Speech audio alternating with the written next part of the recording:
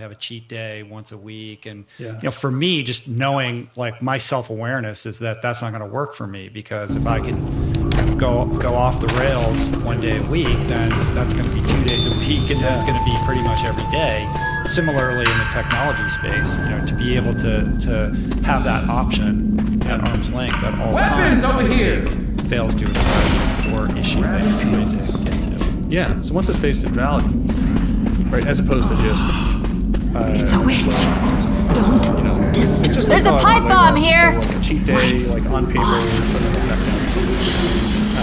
But when you go to value, this I think is the right way to live. Right? And so, do you have a protocol for how people can get clarity on? No!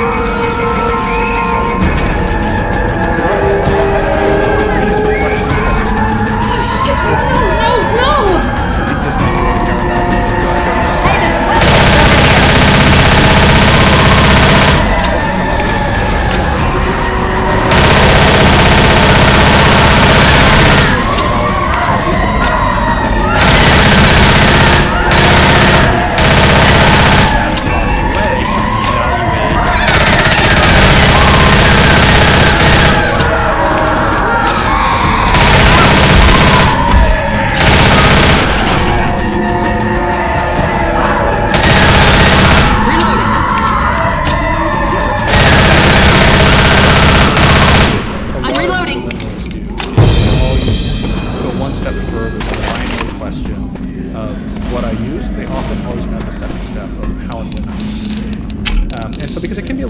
So like one of the examples that came up a lot in the book was visual artists really depend on Instagram, because if you're a visual artist, you have to do creative insight. Creative insight, you have to have a lot of exposure to other creative work. That's the Oh God, not Francis!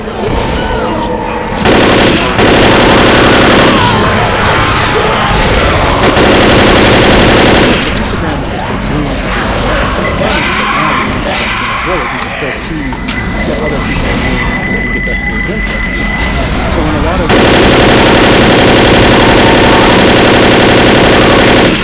passes that test.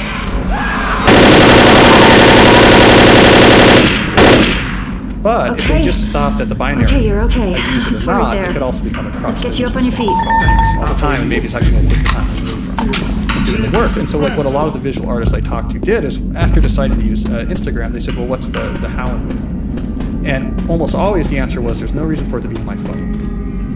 That just serves the stock price of the company. It's fine if it's on my computer, and I'll carefully curate who I follow. Like these 10 artists are particularly influential, and they often have some sort of schedule. Like, I go on Sunday. Well, this I see looks like dangerous. what they've been doing, and it takes about 20 minutes. Yeah. And so it's that sort of intentionality, and you can put a little bit of structures or rules around it. Then you really start to get big wins out of the tech. Yeah, I like that. I mean, I think the pernicious delusion is that, whether you're an artist or whatever it is that you're into, that we use these apps, and we use our, digital diet in a way that we delude ourselves into believing is actually moving us forward, but is actually just procrastination from doing the actual thing. Like, I've had days where I've sat for 5 hours and done emails, gone through all this stuff, which I suppose on some level has some value. And then it is like that junk food thing. I'll go to bed that night and I think, I don't even know what I did all day. Like, I feel like I just wasted the entire day. And then the next day, there's just to deal with. Well, that's what makes it and there's that built-in like little dopamine rush or whatever that makes you feel like you're accomplishing something, but you're not actually doing anything. Yeah.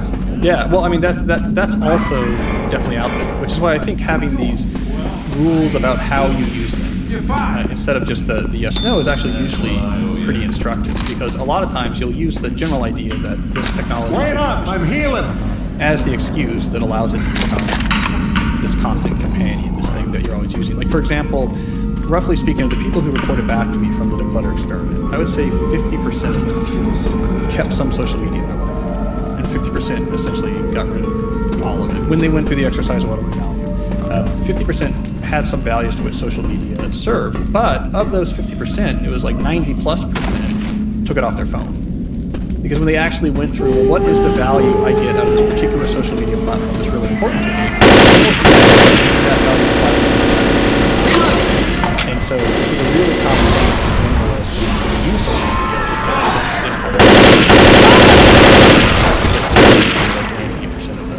Yeah, because the experience on a desktop.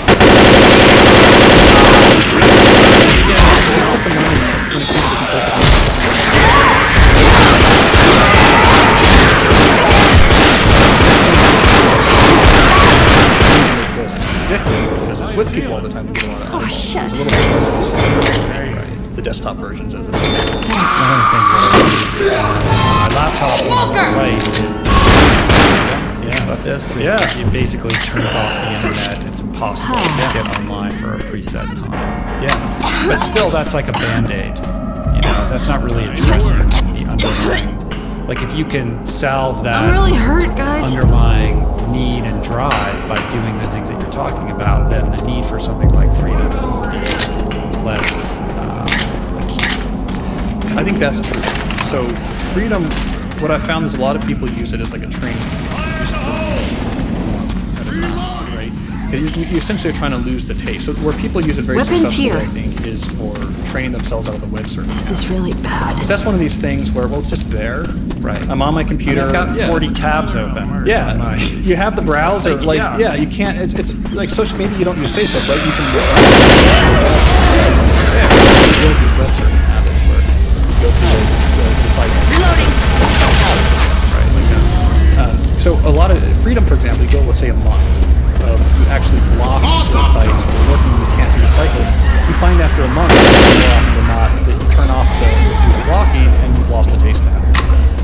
I mean, I went through this similar exercise real early on. I think I Sort of really hurt where I something. found that I had this web surfing cycle and I sort of trained myself out of web surfing, and now I don't know how to web surf, which is a huge boon actually if you don't have a stable of sites that you go through. Like I go here, I go here, I go here, I go here. If you lose that taste, it's like a huge boon to your productivity. Have you noticed a difference between somebody who is I don't feel so living a hot. life more as a manager of people versus somebody who is a more creative type, somebody who's creating content, producing, things that come out of deep work? Because Ryan Holiday talks about this a lot. He wrote a blog post about the difference between managers and makers. Somebody who's a manager, they're in a generally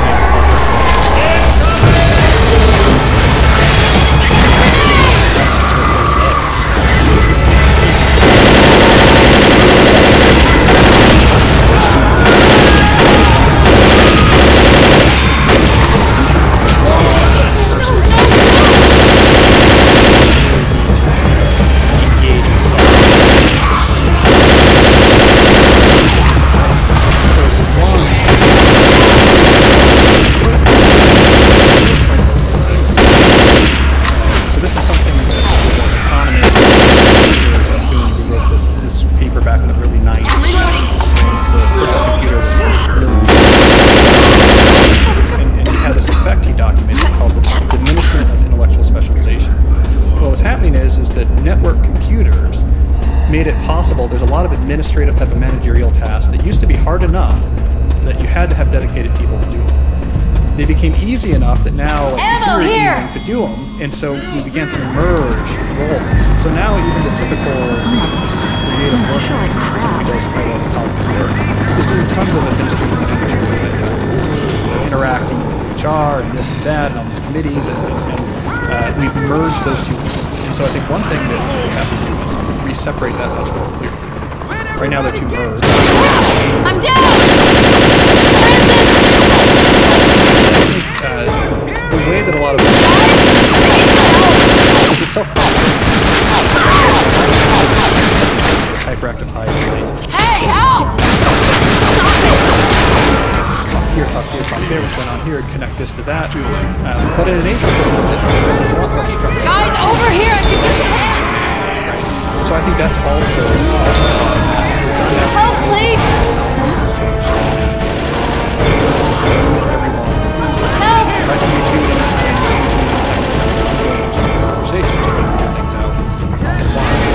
So yeah, if you're a manager, using that approach, I need some help!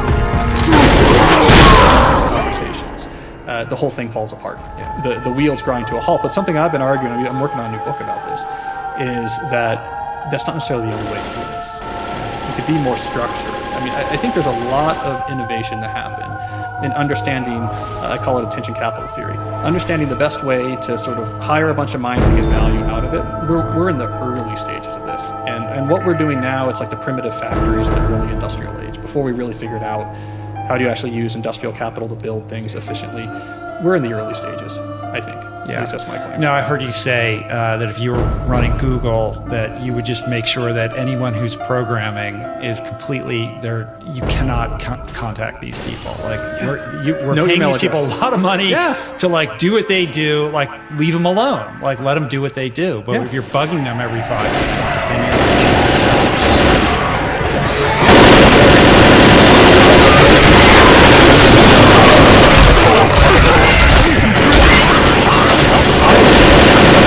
Hire someone that can do, like a 22-year-old put to them in do his nothing own but Faraday cage. yeah, with their team, right? So they can collaborate. I'll hire a 22-year-old to have 19 screens open and do everything on their behalf. But yeah, I have an article in the latest Chronicle of Higher Education where I'm basically making this claim about professors. And I say, this is crazy. They titled it as Email Makes Professors Stupid. I say, the whole point of this profession is to think deeply. But there's no reason for this. University is not a really competitive business. It's very stable. We can experiment. We'll be okay. I think higher education, that's the point of this article, higher education should take the lead in radically reforming how we work, so that professors essentially spend like most of their time actually thinking and trying to teach the best classes. But now we also have 10-day Vipassana silent meditation retreats to get that. Yeah, okay, but then we come back. And we still have to answer the email from HR, yeah, right. and go into the intranet to enter our expense receipt. Yeah, I just don't think we have this. We don't have this figured out yet, and I think there's going to be a first mover. This is software development. Yes, it's digital and on a screen, but it's pretty close to an industrial metaphor.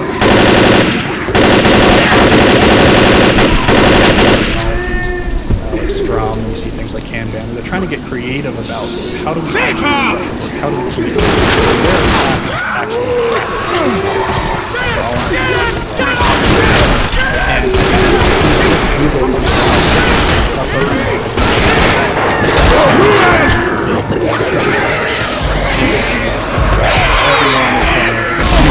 I can see that happening.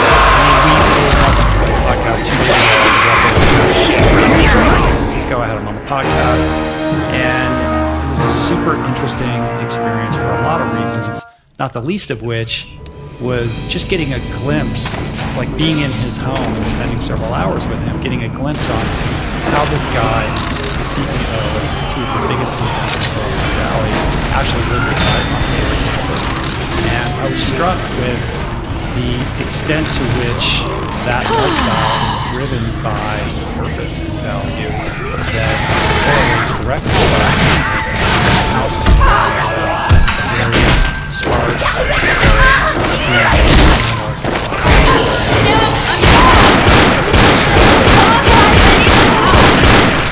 he works 2 days a week from his home, where he literally sits at his kitchen counter overlooking the ocean. Like, I mean, he sits at his kitchen counter the way a lot of people do. He could be living extravagantly, but he's really not. I got a glimpse of it. I feel awful. Just the grounded, very intentional way that he communicated to me about how he makes decisions about how his time is allocated was profound, I think. And I think it's what allows him to have the equanimity and the composure to be able to manage everything that's going at him every single day. And I can't help but think that will, at some point, that methodology, that philosophy, that perspective will find its way downstream.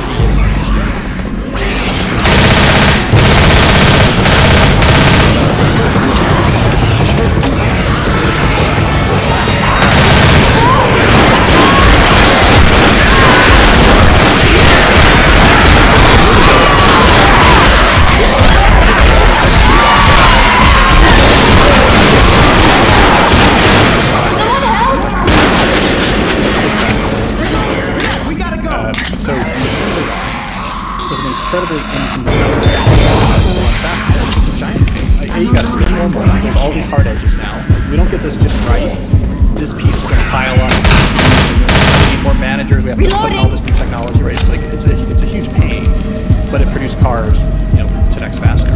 It's going to be similar if we try to restructure knowledge work to focus on getting a return on human capital, producing value with their brains in a sustainable way. It's going to generate tons of inconvenience. I need some help, right? or I can't I'm now gonna just die. reach you. It's incredibly convenient if I can just reach you. We don't have to think about structure and channels. I spent some time recently going back and learning about the structure they use in the Apollo program, right? So how did we send a man to the moon without email? I got into like how they actually did this, right? I mean, it was all these teams all around the country, like billions of dollars, and how did they actually coordinate? Because they couldn't just send emails back, right? I mean, it's a huge pain, right? You have to and so that's why a lot of these efforts have inconvenient for someone above you, probably make life inconvenient for some people at your level as well.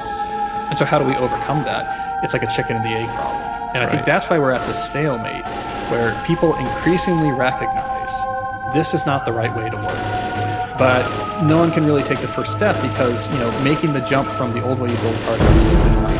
It's sort of required a Henry Ford to say, what the hell, let's just do it because I said so. And it's going to be a huge pain and I don't care, right? And so the next book is World Without Email. Yeah. Right? And so what does that look like?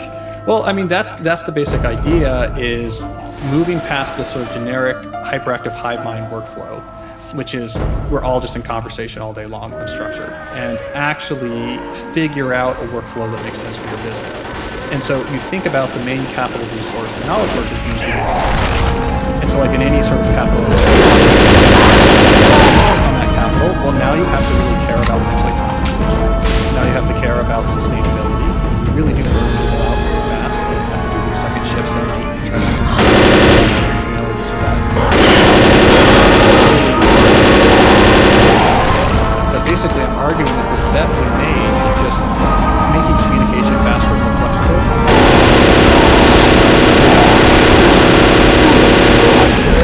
And try something else. So I foresee in the future, I'm not quite sure what it'll look like, but I think we're going to have much more specialization. Much more specialization in roles. Information between places. Much more respect. Psychology. So how does the brain stay happy? And so we're going to see a lot of these type of problems. A lot more of a separation, I think, from cognitive production and administration. I mean, there's a lot of different ideas we're going to see, but hopefully what we're not going to see. It's just generic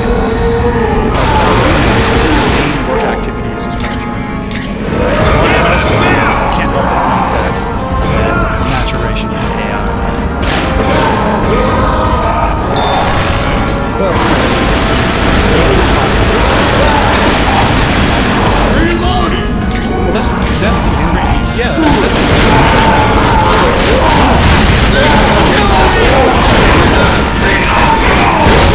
essentially have AI play the role that like Leo McGarry played for President Bartlett in the West Wing, like a chief of staff, like that manages all the communications, or manages all the passing back and forth of information. It can just tell it, Rich, like here's what you're working on today. I've gathered all the things you need. I'll get it to the person. But this is going to be the sort of good news, bad news, right? A lot of money is being put into doing this. Let's say we succeed, and now all creative workers have essentially AI chief of staff that talks to each other's AI chief of staff. Now as a creative worker, mainly what you're going to do is think. They'll take care of everything else. That's what you're still working on. I've got it here for you. That sounds like good news, right? I mean, you don't have to do email. But because we're doing email all day, it's going to make you much, much more effective. So now if I'm running a company, I'm thinking I don't need 12 people, right? I don't need 12 ad hoc or 6 people because they're not spending their time doing email all day, or I don't need this many lawyers, this many can get the same amount of work done, or I don't need these many programmers because with AI offloading all the context switching, they're much more effective. So it's possible that the creative class that feels like they're immune from AI because what they do directly can be automated is not as immune as they think. But if the AI can take out all of the other things,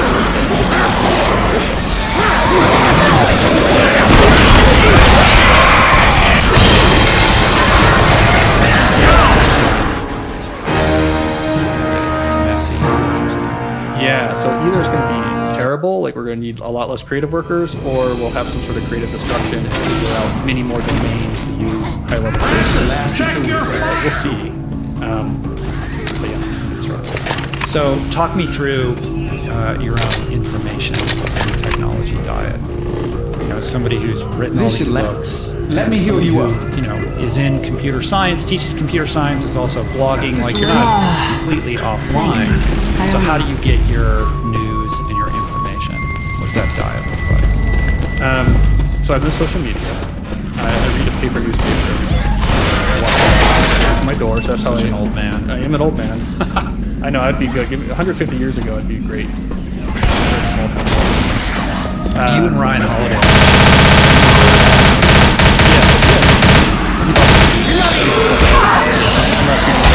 You're taking long walks.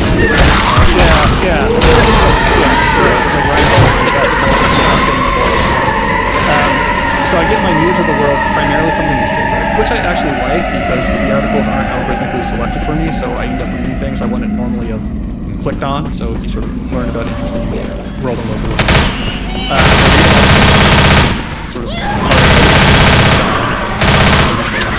And then, and this maybe is unfair, it's not genuinely debatable, but I have this called interesting at calnewport.com.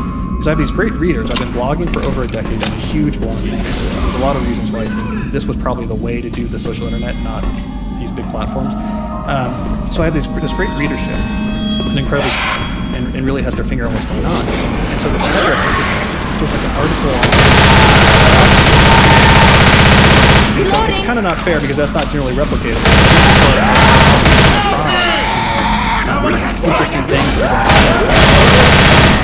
Can you make it? Like, oh, you got to see this article in the New York Times. It's sort of like my own ad hoc social media. Yeah, but you just created your own social network. Yeah, except for it's not attention engineered, so I can't look at it 150 times a day.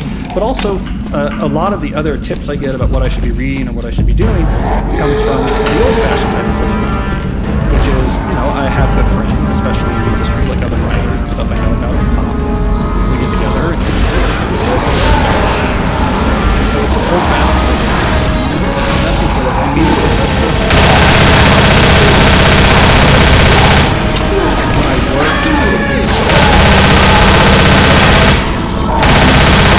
Reloading.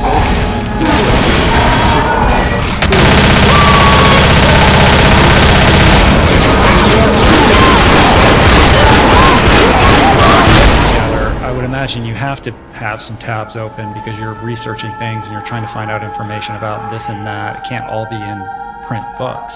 Yeah, right. So I do get useful leads. I do some interneting to find articles. Often I really separate them. So like on this trip to California, for example, I have a folder on my computer full of PDFs. They're all stories on latest psych research and social media's effect on positive well-being, because I'm writing this article where I need to know these things. And so I had a gathering step where I gathered all of that. And now I have these articles with me, and, you know, I was reading them on the plane. And so the processing I see, which is something that in academia is very normal. Like, so in academia, if you're doing academic research, especially in like math like I do, the typical structure is you find the articles, you print them, then you have the articles with you. And then there's this long period of sort of tangling with the articles. And because it's so complicated usually to figure out math proofs, it's a completely separate activity. It's trying to tangle with a printed article and figure it out. And so that separation is very clear to me. There's gathering stuff, and then the separate activity is trying to make sense of it. And what kind of phone do you have? So I just got a new one. So I had my wife's old iPhone. And then started cooking it.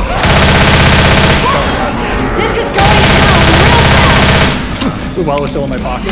So I don't know. I don't know what number. You have an iPhone. I do have an you iPhone, a certain yeah. number of apps on there, but just no social you're media fine. apps. Yeah, Weapons yeah. So, over- for example, you took an Uber out to my I miss house, you. long drive. Like, what did you do in the car?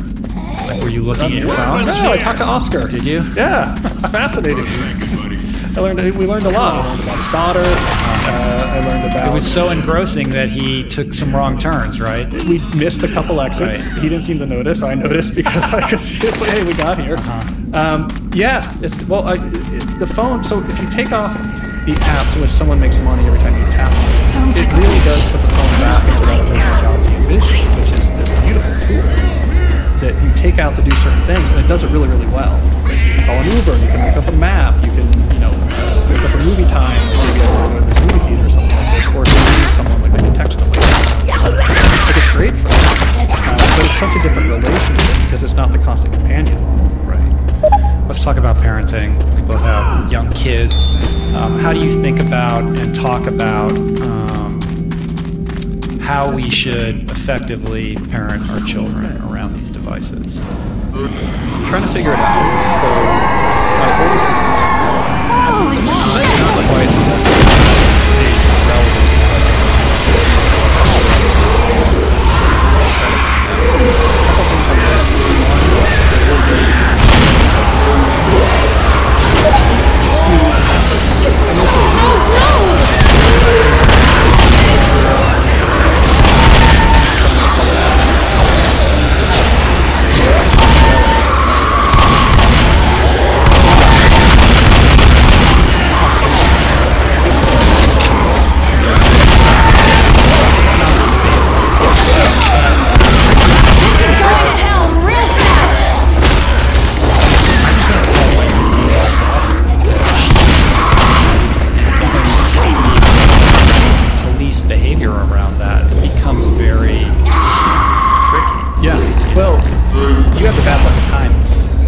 This is new, and so my conjecture is culture's going to change on this.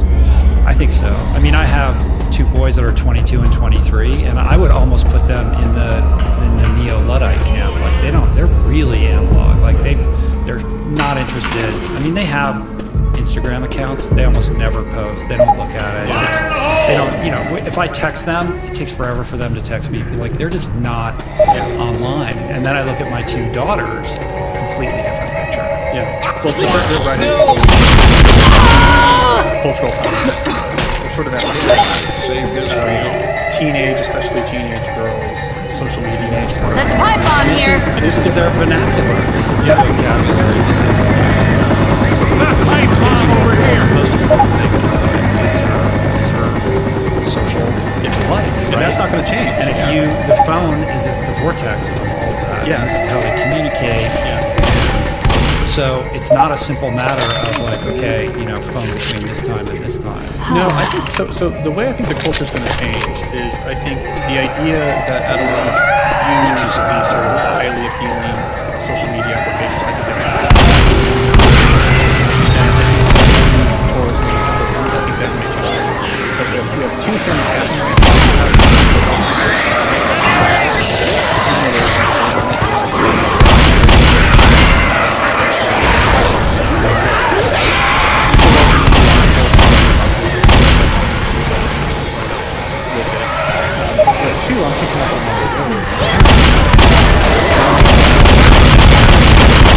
Reloading! Starting to get just like starting to get tired.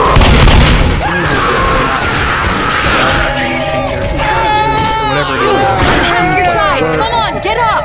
They know too that it's a problem, and so what I think Jonathan Haidt, the psychologist Jonathan Haidt, has this great idea, which is because he really cares about this as well. And he's been on the road talking about this. And what he's saying is we don't need to convince, let's say, everyone in your daughter's class to stop using social media and smartphone before it's palatable for her. What you need is like 3 people.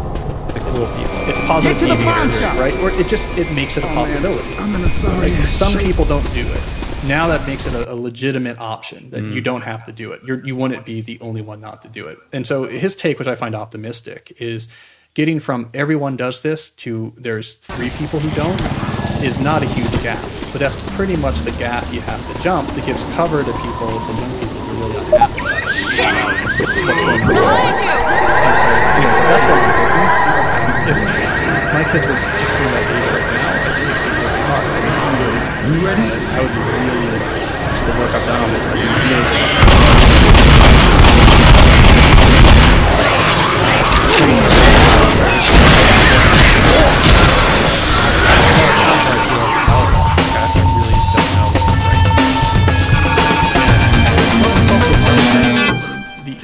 the actual sort of activities on some of these apps is so oddly contrived, like with these streaks and these pictures, and you tap on these things, and it's attention engineered. The whole Francis, thing use your first aid kit. sort of unsavory. But you're optimistic. I'm gonna heal you. It's because I'm sensing this groundswell. I don't know. I said in GQ magazine, I said that we were going to look back in 10 years, giving a teenager a smartphone like we would giving a teenager a pack of cigarettes. That got me in some trouble. Did it? Yeah, I read that article. It was a very long article, and it was pretty point blank straightforward on that point. Yeah, so I know it's more complicated, but I've decided the role I'm going to play is I'll advocate for one of the extremes. Yeah. But when you contextualize that against, kind of how you talk about the progression of these technologies over time in the book, starting with Samuel Morse, the gestalt of these things is constant forward progression and acceleration without ever taking that moment that you can say, why are we doing this, or how is this so? And that's the human condition. Damn it! I'm down! Help! Can you make it?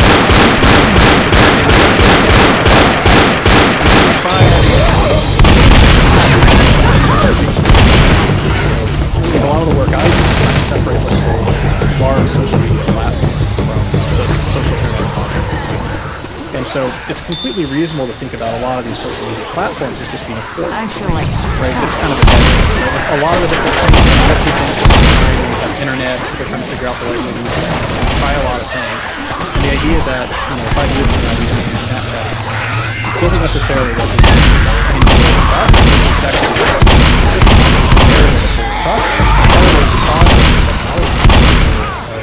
evolution experiment.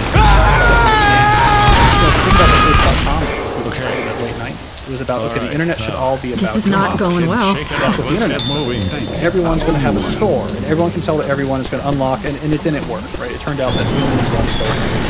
And so this wasn't going to fuel the economy. And so we tried again, and maybe it's all about conversation. It's not about first.com crash.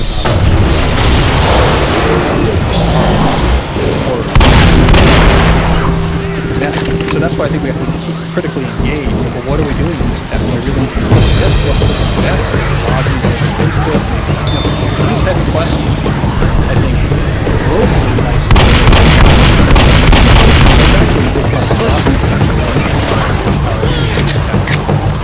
Well, you can tell us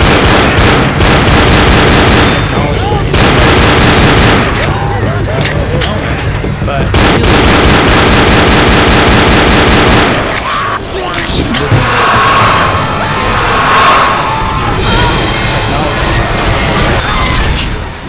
explaining these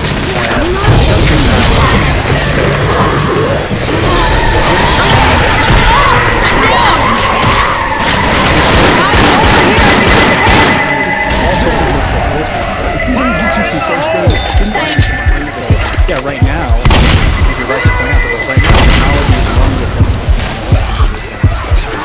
just like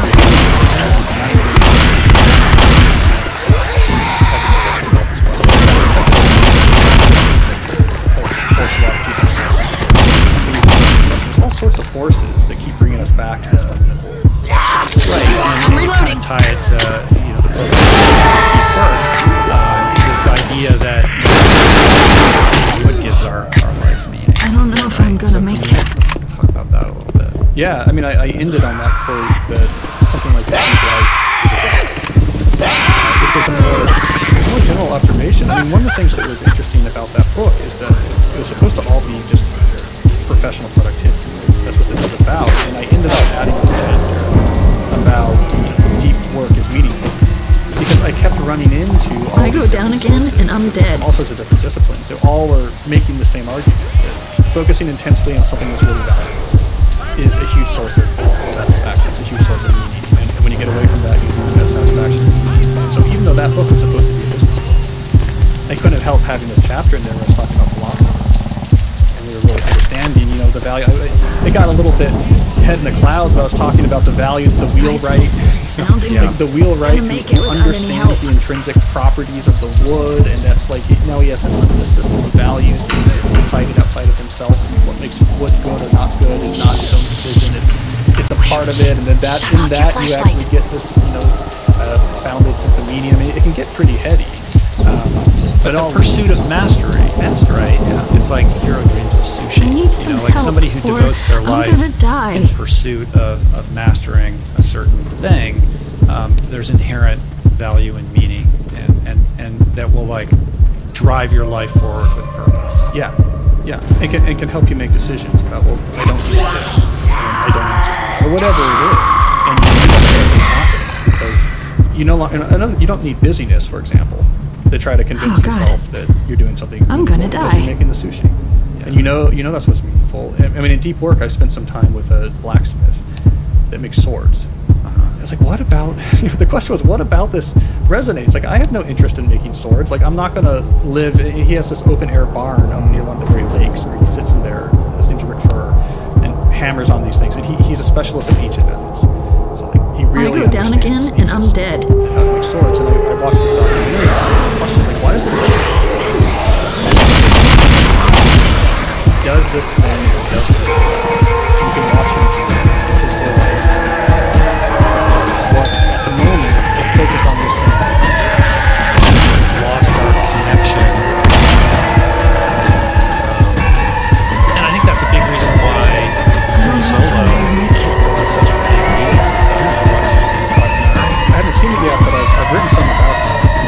So Alex is This is going to hell real fast! documentary at its core was really about a master and the pursuit of mastery in the most fundamental tradition, and in a very tactile way in which the stakes could not be higher. Yeah.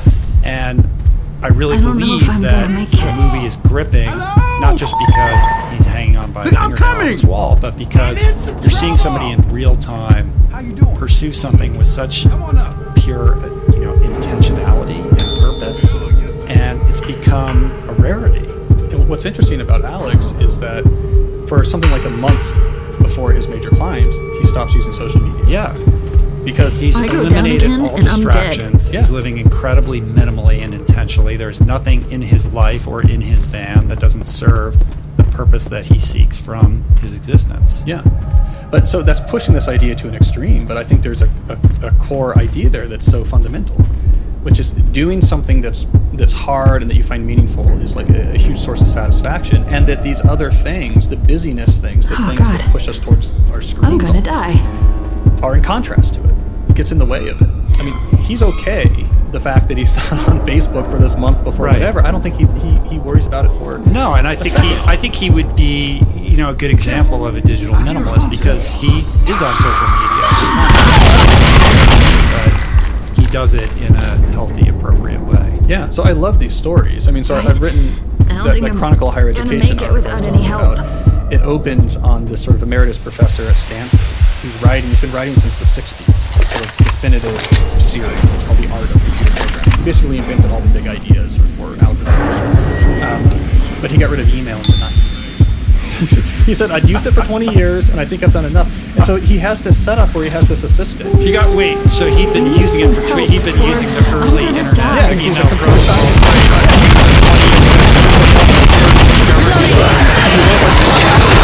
For 20 years. And so he says, this is what I care about. He has this great quote. He's like, for some people, their goal is to be on top of things. For me, I think my goal, like where I most serve the world, is to be on the bottom of things. And so this is what I'm doing. I'm working on my books. And if you need to contact me, here's my mailing address at Stanford. It goes to his assistant, who goes through it all, prints it out, and once every 2 to 3 months, they sit down and they go through the things that have been mailed through. And it frustrates everyone. Like he says on his website, please stop emailing other professors in this department and trying to get them to, he's like, I will get very mad. I'm not going to answer you. Don't bother them to do that. And so, yeah, sure, he's missing out on opportunities and connections with this and that. But like that's his solo El Capitan is this book series. And like, I'm glad he's doing that. Yeah, the And- world is better with him doing that than fielding emails. Yeah, or Neil Stephenson, my other example, the novelist, right? The science fiction author. I really enjoy his work. He has this very famous essay called Novelist on it. And he was saying, I know, sci-fi writers and stuff. I know you're my fans. I really want to interact with me. And he's like, if I do that, like if I'm doing emails or this or that, what do I end up with? A lot of these things are only relevant to the people I'm talking to. 2 years I talked about. If I instead put that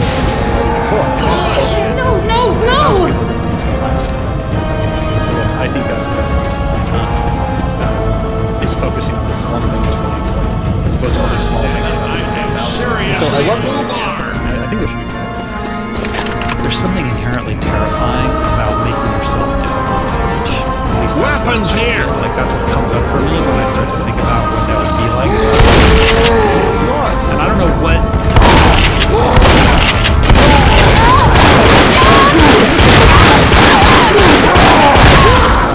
Is people don't get as mad as you would think. It seems to me that clarity is more important than accessibility. So what upsets people is if they're not sure whether or not they can get in touch with you. They're not sure if you're going to respond or not. But I have this sort of, I call it a cinder filter, which is now a thing, right? Where it's like, okay, here's the different reasons. You can send messages to these addresses for these reasons, and here's what to expect. Like if you send things to this, like don't expect them to respond. People don't actually get that mad because they have clarity. They're like, great, I know I have clear expectations. Like I know I can't reach Cal for these type of things. I know also people aren't entitled to connect with you. Yeah, but they don't. People don't get as mad as you would think if it's clear. If it's like, you know, I don't know, Stevenson's like, I want to write books. Like, I'm sorry, you can't reach me. And you're like, that's frustrating in the moment. But, on the other hand, if you are kind of accessible, but sometimes answer and you sometimes don't, and you're like, well, why didn't you get back to me this time? That's where I'm at. And it's created, a friend of mine says, Rich, you're in a constant state of free-flowing overwhelm. It's like my persistent state. And I was like, that is exactly true. And I have a very haphazard relationship with how I manage like what's coming in. Right? So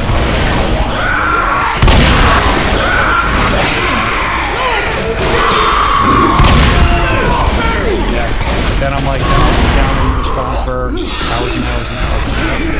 Yeah, I'm still trying to figure it. You know what I'm doing now? Is so in nonfiction writing, there's a lot of people that no longer manage their own responses. So I've been gathering curious. I've been gathering stories. A lot of people are doing that. Yeah. They hire virtual assistants. Yeah, or just real assistants. I think, you know, it's not cheap. Yeah. But I've seen it, and I'm curious. So now I've been interviewing people just for my own edification. Like, how does this work logistically? But I'm seeing that more, where it's basically just, you know, eventually you have to wipe your hands clean of it. Yeah, but there is something inherently flawed about having to hire another human being to deal with a technology platform on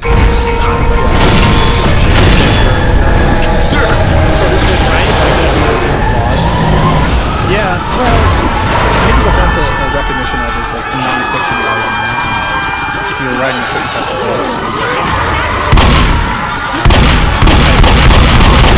it's going to have good insight. But yeah, I agree. Like, yeah, if you have to hire. I mean, I wrote a piece about this a long time ago. This article, right? I contrasted two different entrepreneurs, and they both had the email overload problem. And I guess the one entrepreneur hired an assistant and trained him up and wrote this really long article about like it incredibly complicated system of how they did it and got to them the things they needed to respond to. And the other entrepreneur said, I don't do email. It was kind of like an easy answer to the same problem. And they both ended up, they both doing fine. They both were running sort of web-based brands like podcasts plus blogs, like writing the type of Weapon over here! One guy said, you know what, here's my mailing address. And the other guy has this incredibly highly trained assistant and this sort of 20-page, you know, instruction manual of how to deal with it. And you know what? Like, they're both doing fine, and probably the cheaper option is option A. So maybe this is one of that. So, I mean, I basically do that. I don't have a general purpose public email address. Like, there is no just like, I want to hear from you. Here's my address. I'm not on social media. Like, there's really no way. It's very hard to get. You can send me things, which I appreciate. Like, people send me links and stuff, which I appreciate because I look at them. But it's very clear, like, I'm not going to answer. And that's kind of it, right? Like, if I have a book launch, my publicist is available. Hill's here. You can contact my publicist. For speaking, there's a speaking agent. Right. So you have people that are fielding. Like, my whole thing would be that I'm missing out on opportunities. Yeah. Maybe you are, maybe you aren't. But I guess for somebody, if it's a real thing and it's important now, somebody will figure out. I did have Uh-oh. Here they come. Yeah, so I've done this cool thing. I did around this one. Because this book was like, after the public, they could do the public stuff.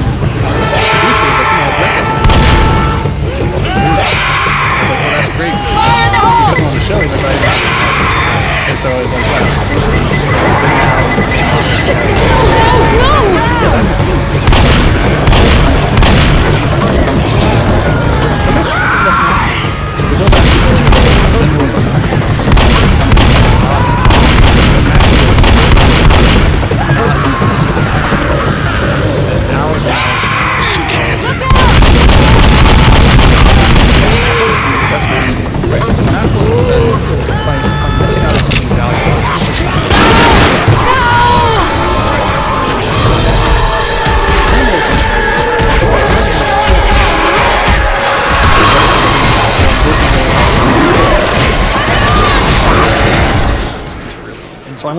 energy there.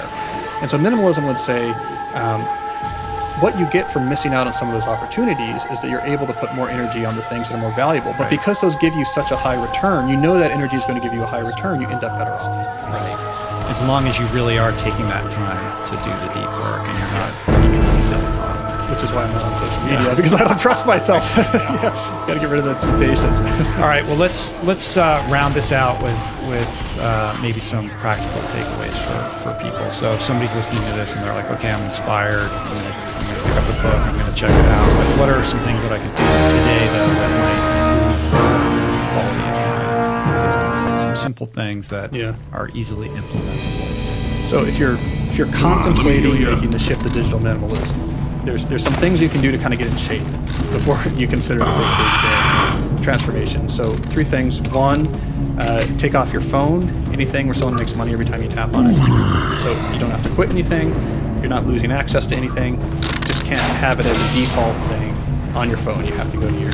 Doesn't somebody make money on your phone now? Well, okay, where someone makes money off your attention every time that screen is open. So basically like social media, online news. Take that off your phone. That alone is going to make a big difference. 2, introduce solitude back into your life.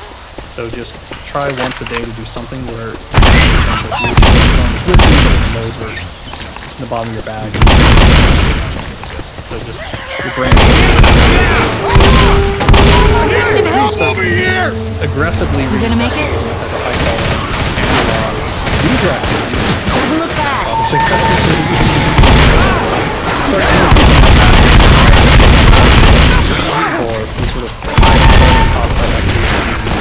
All of that gets you in shape so that if and when you decide to do the big 30-day marathon, it's going to be a lot less terrifying.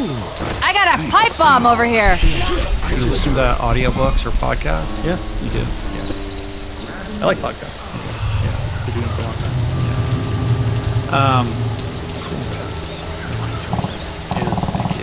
Grenade! I really think that that this issue is really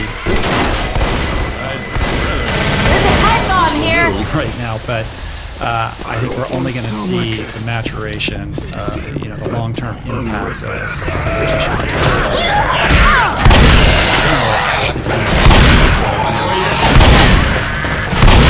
So I really appreciate the sound conversation with someone about this, and hopefully innovating new ways, healthier ways to do all of this, because technology is certainly not going away. Yeah. I mean, we need philosophies, and so digital minimalism is one. But yeah, I think that would be the bigger legacy. Not that everyone becomes digital minimalist, but right. We need a Manhattan Project around this. Reloading!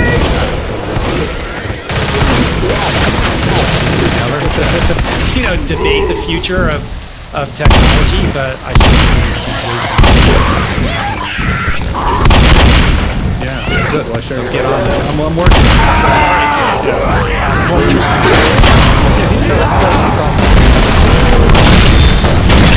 All right, man. So thank you so much.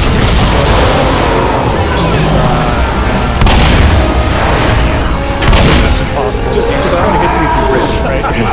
You can hit me up, and maybe I'll read it. Maybe I won't.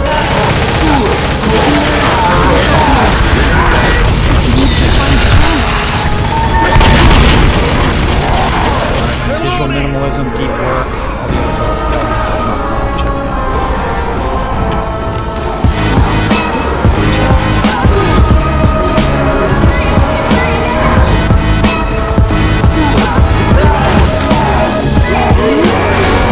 This is going to hell real fast. Fire in the hole.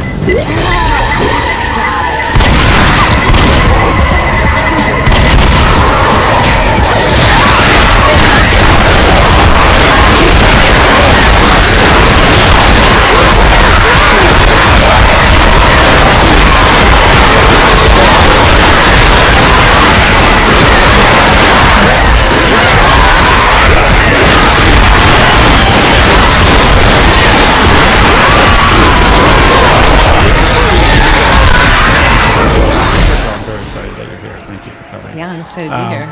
We're dealing with potential fires in the area, so that induces a little bit of stress, Yes. which we can Good talk news. about, Yes, you know? I'm good at stress. But so far, I think we're in the clear, and I think we'll be all right for the next couple hours. But we'll keep watching. Your relationship with your sister is super interesting, and when I think of the work that you do and the work that your sister does, it sort of feels like the Wojcicki sisters.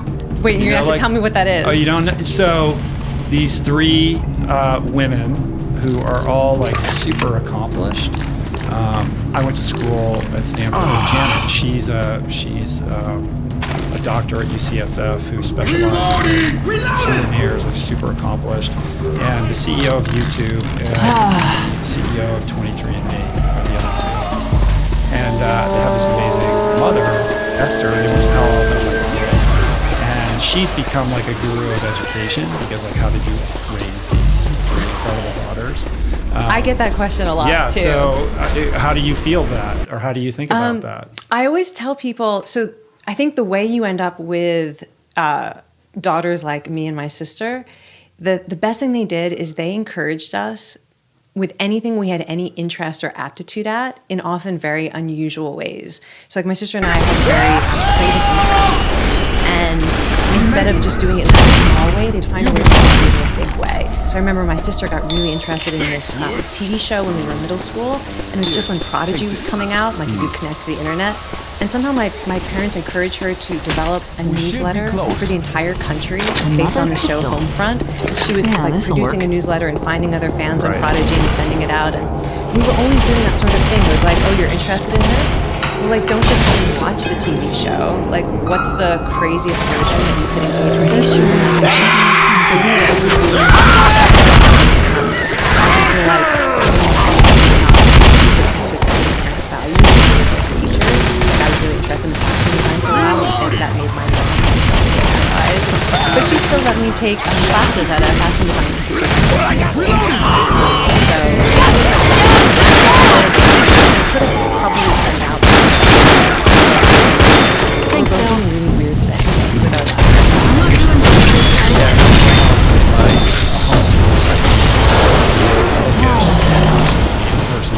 Leverage that, or like put a lot of investment into trying to channel that interest into learning experiences that are a little bit more broader. And actually, that's like my mother's great gift as an educator. So she was a classroom educator. She taught everything from kindergarten to late middle school.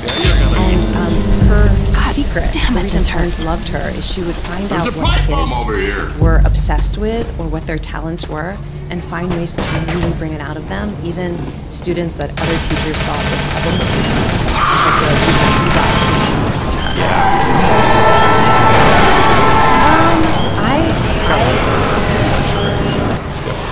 My approach to teaching, because I do a lot of teaching.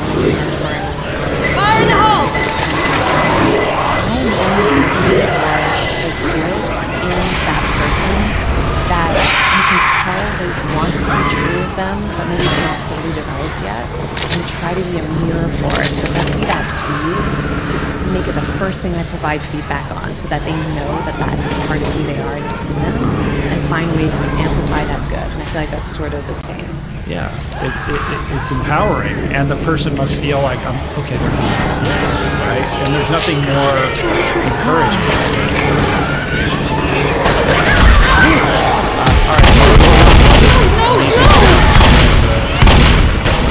passion, willpower, stress, which we can talk about all of that, but I feel like you're now synergizing everything that you've learned in those other fields and channeling it into this goal.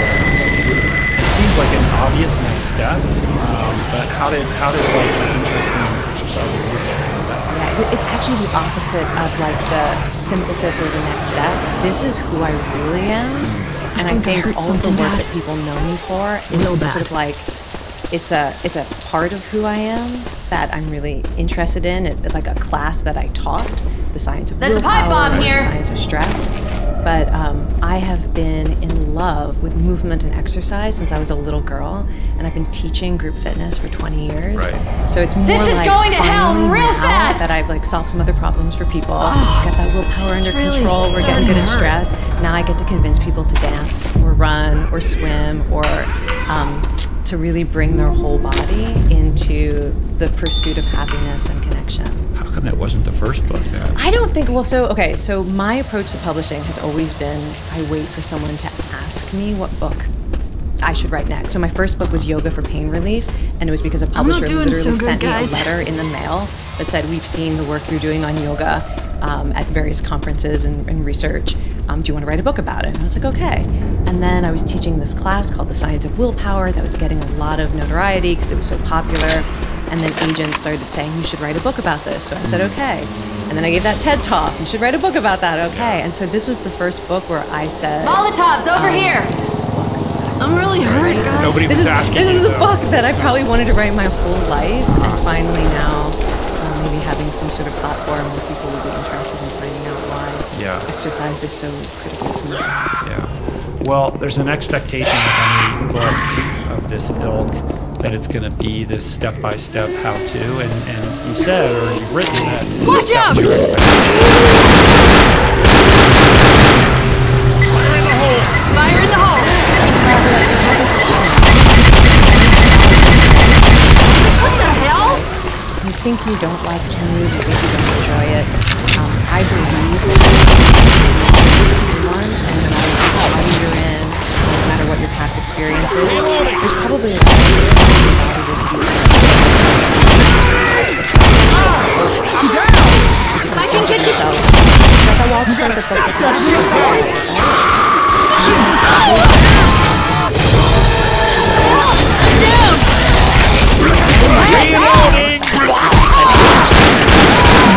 What's the big idea? Help, please. For me, the equivalent of the big idea is really what's the meaning. Jesus. And so I feel like she bleeding all over the mission place. to think not just Get it off!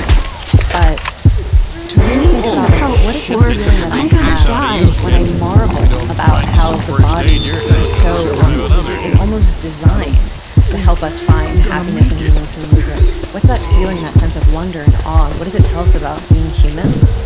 And when I had permission to think in that way, I feel like it opened me up to a different type of story as well. And I feel like that was the other piece of how it turned out not to be necessarily a step-by-step self-help book is when I started talking to people about movement. One of these ideas is when you talk to people about that become this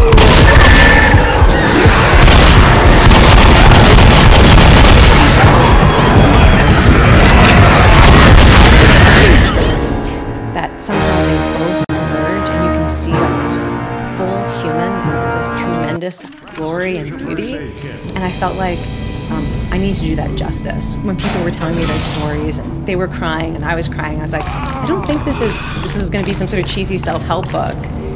That I needed to write a book that somehow honored the versions of themselves they were sharing with me when we were talking about how does growing change your life. Yeah. No, I get it. I mean, you're speaking my language. Like, you don't have to tell me. Like, I don't. It's funny because when I read the book, I'm thinking I'm not really the audience for this because I'm already sold. Like, you're selling me a package of goods that I bought a long time ago. But I learned a lot about a lot of stuff that I didn't know about, and I think what you're uniquely qualified to do is take these ideas, which can very quickly.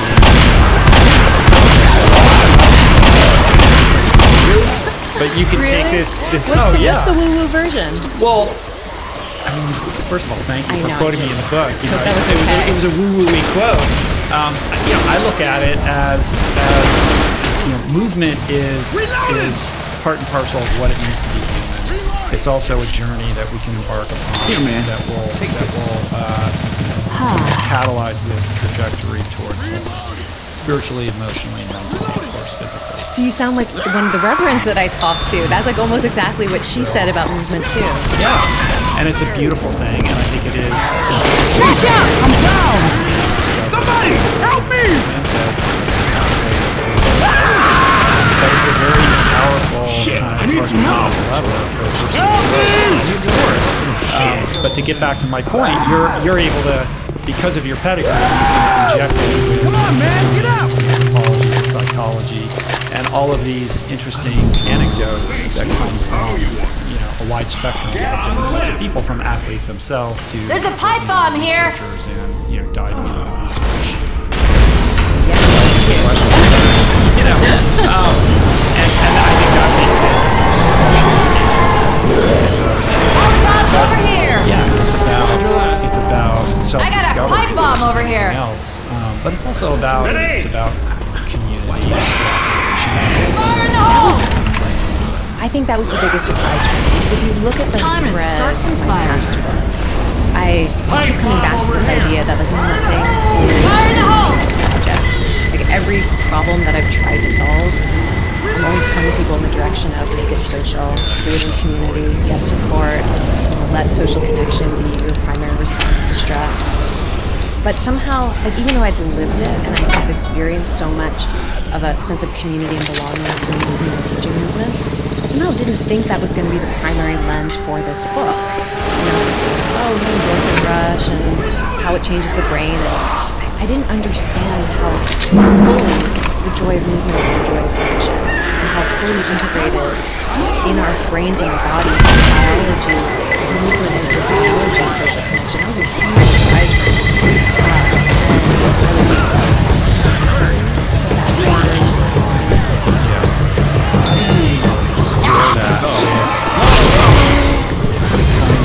Experience that like that's certainly true. There's also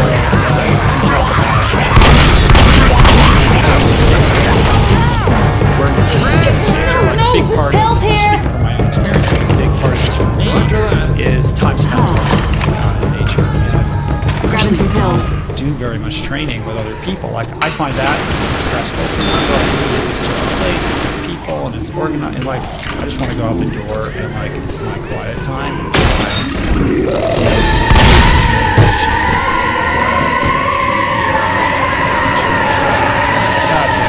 That aren't really This is going to hell real fast.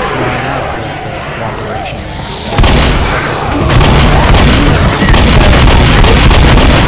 I wrote about that really idea that great activities human beings needed to learn these social skills, cooperation, thinking about other people,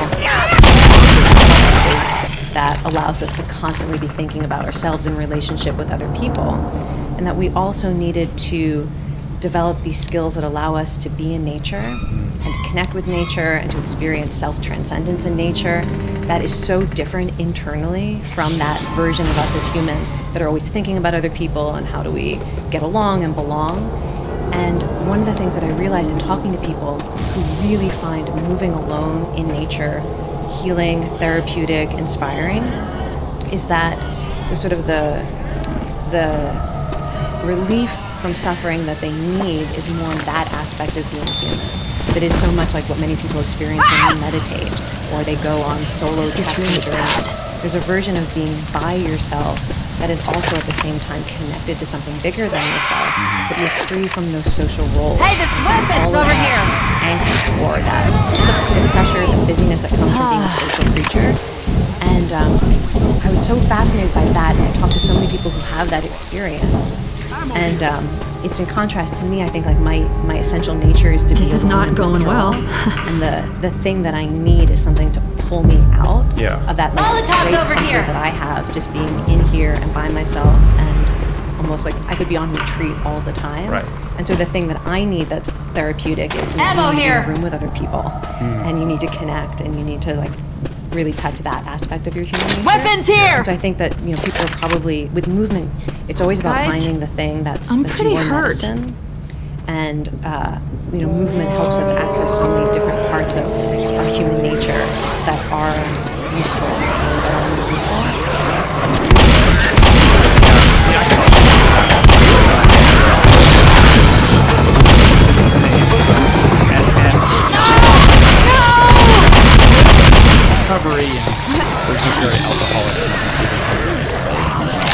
I can mask I feel that like tendency with endurance sports. You know, when I know like I probably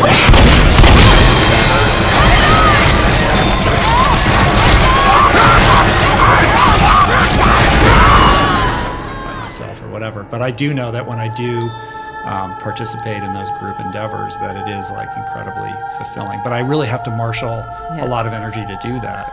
And thinking of, you know, your career, you're with students all the time, you're teaching all the time, and you're teaching these group classes. I would imagine that you would also, you know, the counterpoint to that would be that you would need some solace that involves that movement. Yeah, and I do move on my own. I mean, there's a lot of things that I do that are, you know, just sort of my own personal practice. Teaching academic classes is very different energetically for me than teaching movement classes. I get more energy from teaching movement classes, whereas I find giving talks or teaching academic classes definitely drains me. There's a sense of the energy flow is much more from me outward. It's working hard to try to create an experience of value for others. When I'm teaching like a dance class, I don't know, the music gives me so much energy, and to see other people moving and it feels more like I'm co-creating an experience. So you can bring that into the classroom somehow? Sometimes, but even I'm in so many different forms of teaching I do, you know, whether I'm leading like a meditation retreat or giving a lecture, there's no other form of teaching. And I think it's just part of how I'm wired, that there's something about moving to music and using my body and not talking, right? Talking is a totally different form of being with a group than mirroring and sort of leading through the body. That I find that the teaching the movement is part of that. Right. So when this goes up, it will be a brand spanking new year. So the idea of New Year's resolutions and kind of creating a trajectory for you know, New Year, New You is on everybody's minds. I am a fan. I know some people are very cynical. Yeah. But I'm like, why not? It's the beginning of the new year. Well, let's like unpack that a little bit, because I think it also brings in the work that you've done in these other areas, right? Like people are thinking about willpower. Molotov's over here. To, you know, set this goal and actually follow through this time, even though the past 5 years I keep failing, and you know, perhaps somebody's resolution is to reduce the stress in their lives. Like how do we think about New Year's resolutions in a healthy way and create a strategy that's actually effective rather than self-defeating, 2 or 3 weeks in when we abandon hope? So I'm a big fan of doing some serious reflection, like not just picking a behavior like drink more water because you saw it somewhere as like a healthy habit. And I often will encourage people to ask themselves some set of questions like, if you were to project yourself to next New Year's Day, a year from now, and you can look back and what can you imagine you should do next year? This is going to hell real fast! Like it's going to have improved your vitality, your health, your relationships, moved you forward in some way that is consistent with the vision you have for your life. Maybe that question. Or is there a kind of suffering in your life right now that you're just ready to be free from? And what might that look like? For movement, I would particularly ask people, is there a type of joy that you are seeking in your life right now? Forget if you think it's connected to movement, but something like social connection, or mastery, progress, adventure, playfulness,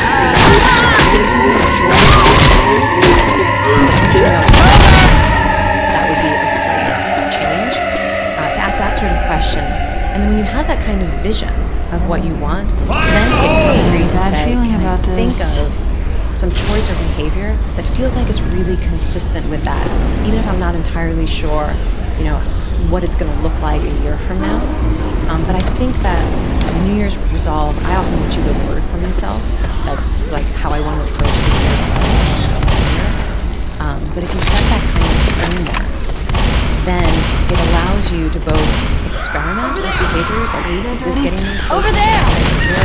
Is this actually reducing my suffering, or just increasing my suffering? It's just you and Bill. Change your approach as you go through the year. Let's go! Keep You go ahead, I'll follow. Yeah, I mean, essentially I'll what you're follow behind saying you. is Come on, getting let's go. clarity Right behind on you. what your why is, right? You talk about Don't see anything. what is the why behind this, rather than the behavior. What the behavior is what you want. And the willpower we talk about it a lot, that this is actually a strength many people need to develop. The ability to know what matters most to you. The roles, the relationships, the values. Yes. What are your values? And if you're clear on that, it's so much easier to figure out what behaviors your body change and what actions to take. Way too often think about self-control. I'm not yet. Come on. They target what do I feel out of control with, or self-control. I owe you. But that's not always the thing that's going to have the biggest impact on your well-being. They have a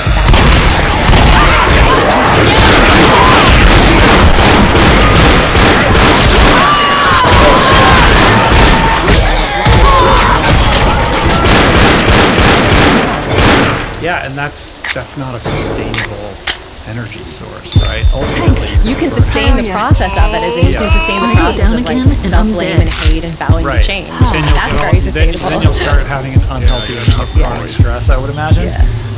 Yeah. But kind of flipping that to look through a different prism, like the aspirational prism of like the person you want to become. So if you take like weight loss, for example, obesity, rather than thinking like I got to lose weight, the why would be like I want to feel good in my body, or I want to be healthy, or I want to look in the mirror and feel good about my appearance, or what is the value that's attached to that. And then I'm gathering what you're really saying is then identifying behaviors.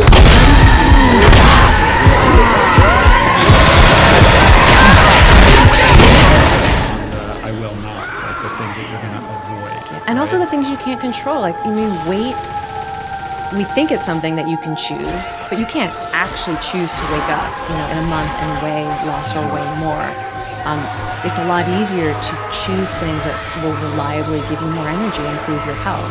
And your weight may or may not be a consequence of that. But I think a lot of it is defining the thing that actually you're pretty clear you can choose and get that consequence, whether it's having more energy, being healthier, feeling better about yourself, that you can actually work directly with that, rather than setting these goals. If it were something with money, for example, rather than say, I want to have this amount of money in the bank, maybe what you want is a feeling of financial freedom or security, and that there are choices you can make every day that move you in that direction, even if you can't guarantee at the end of the year I'm going to have this amount of money in my bank account or have reduced my debt this much. So it's not only choosing things that you can say yes to, but that things that you're not setting yourself up to have a success that you can check off or not, that almost it pulls our attention away from the daily benefits we get when we're actually engaging in behaviors that are good for us. I think the problem with a lot of this is that those tiny, imperceptible actions that you take every day that move you in that direction just aren't sexy. You're not getting the likes on Instagram for them. They don't seem necessarily to be moving you forward in a tangible, from an external point of view. I think they're super important and they create momentum, and there's an Molotovs internal, over here. I think, shift that occurs with them. But I think a lot of people struggle with that because they're so focused on the end goal that they don't learn how to fall in love with the process or the journey of getting there. I think this is where mindfulness comes in, because again, if you've chosen something that There's a really pipe has bomb the here. power to transform your well-being in some way, you will notice it as it's happening if you're paying attention. And that becomes a much more motivating reward than the initial reward that's a lot easier to track. Like, I did this today, I didn't do this today, or some change, some number that you're tracking. But you do have to learn to pay attention. It's almost a process. This is going to hell real fast! And you say, at the end of the day, how do I feel about what I did? Maybe there's a sense of pride, a sense of celebration for whatever steps you took. But pretty quickly over time, you should notice the direct benefits of what you're doing. And again, this can be like a reality check. It's almost like an integrity check. it is much easier to choose something where you can define it and check it off and keep track and get on some streak of good behavior. It's just you and me But left. if that's not the right behavior for you and what you need at this time in your life, all you're doing is sort of giving yourself something that's short-term wins and feel good. So mindfulness is a big part of that, because I feel like a lot of my behaviors changed for the better when I got very serious about yoga practice, because it became so much easier to notice the effects of my choices in You ready, everyday guys? life. I started to find it really hard to do things that were Okay. inconsistent with my values, This like is bad. to be dishonest or to eat food that made me feel hungover afterward. I am just so couldn't sorry. do it because it was so clear. Looks good. I could just Thanks. see the consequence as it was Careful unfolding. now. And I think a lot of that has to do with the quality of attention you train in practices like yoga and meditation. Yeah, I think that level of self-awareness is super important. And I feel like a common mistake that a lot of people make is they want to skip that right goal. And I see a lot of people who I'm not convinced are setting the right goal for themselves. They're doing it because they feel like that's what they should be doing, but there isn't enough introspection into whether that really aligns with the values, that they aspire to,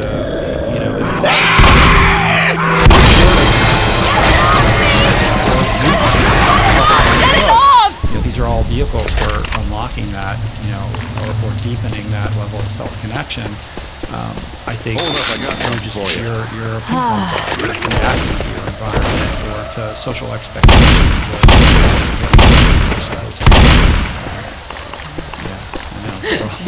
So what are some of the common pitfalls that derail people when it comes to these New Year's resolutions that you're such a fan of? Yeah. Well, so one thing is choosing something that is something the idea that you have to finish resolutions you made in the past because they're unrealistic. So often I'll see a lot of press around willpower ideas. Every time people I interview, they say, "What's your New Year's resolution?"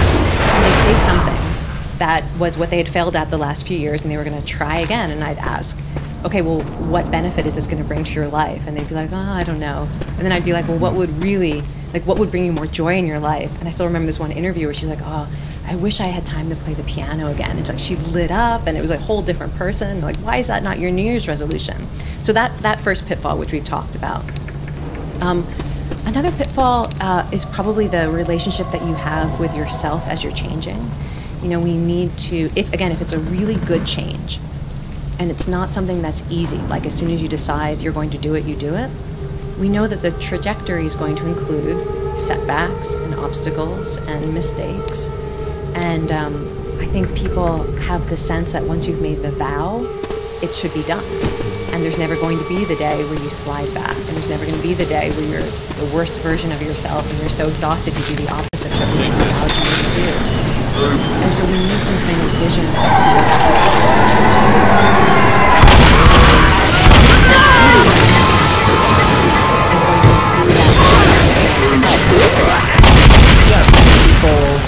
People don't recognize the fact that every success comes with a lot of failure. I think we set ourselves up such that if we meet that obstacle and fall short, that we're not going to be again.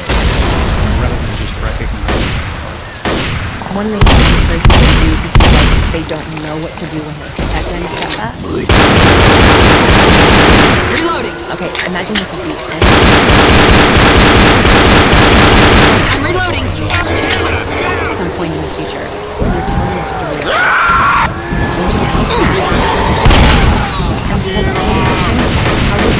This is going to hell real fast.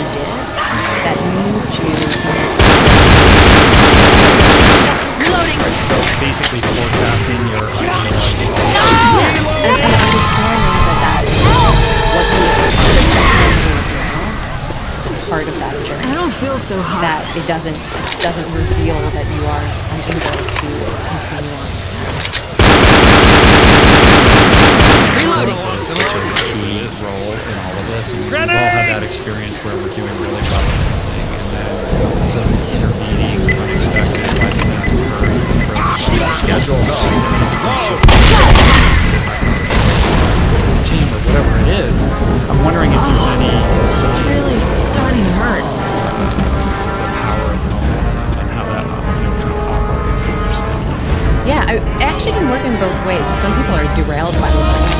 so good about their progress. They're like, hey, I can like take a break now. Right. So some people fall into that trap. You're so sad. Yeah.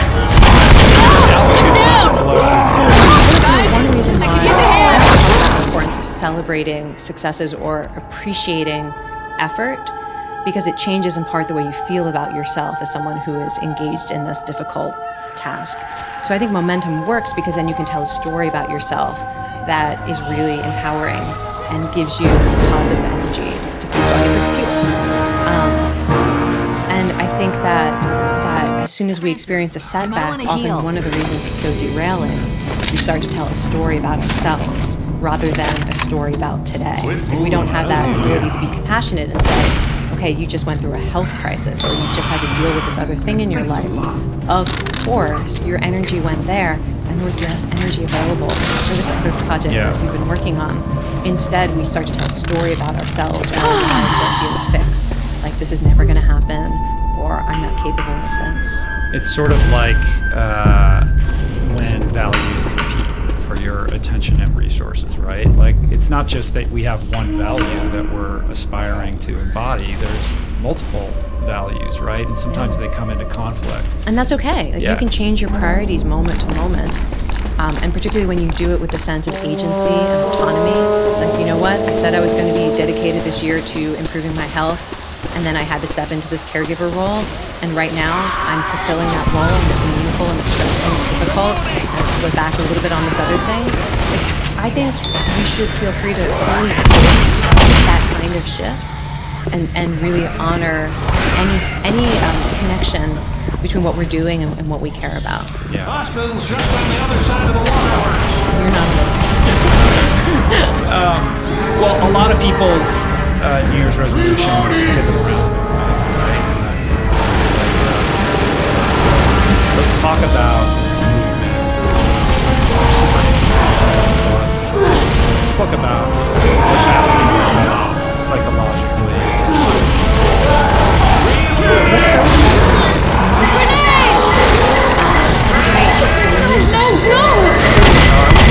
I wrote that down. These hormones, recent myokines. Isn't it amazing? Super. So I came across this paper, I think it was maybe a 2016 paper, where the scientists talk about this research and they just sort of throw out the term hope molecules. And I remember circling it. I think I said to my husband, oh my gosh, you're not going to believe this term. It encapsulates so much about why movement is amazing. And I feel like nobody else is using this term. It was just in this one paper. I'm not even sure the scientists have used it again, but let me explain what it is. So this is the idea that our muscles are like an endocrine organ, and that when you contract your muscles in any type of movement, they are secreting chemicals into your bloodstream that are really good for every system of your body. I mean, they're great for your heart health and your immune function, and some of them can kill cancer cells, all the stuff we know exercise is good for. But that a big part of these proteins and chemicals that are being released by your muscles, which are called myokines, they have profound effects on the brain. So you go for a walk or a run, or you lift weights, and your muscles contract, and they secrete these proteins into your bloodstream. They travel to your brain, they cross the blood-brain barrier, and in your brain, they can act as an antidepressant, like irisin can. They can make your brain more resilient to stress. They increase motivation. They help you learn from experience. And the only way you get these chemicals is by using your muscles. It's like this is part of how we become our best selves, is we have to use our muscles. And then the scientists called them hope molecules because in this one study, they found that exercise could protect rodents from experiencing depression and post-traumatic stress disorder if you severely traumatize them. So these molecules are giving them hope. Right. So it's not innate. That's right. It's in, so I don't know how many species this has been studied in. It's like in this field, you tend to go from mice and rats to humans. There's not a lot in the middle. But it should be pointed out that rodents are very social species. And one reason why they can be really great models for human behavior because they look a lot like us. Some of the very basic social and psychological ways. So extrapolating that idea, what do you think? Well, first of all, very practical level, it means when I go for a walk or I exercise, I will literally say to myself, you are giving yourself an intravenous dose of hope.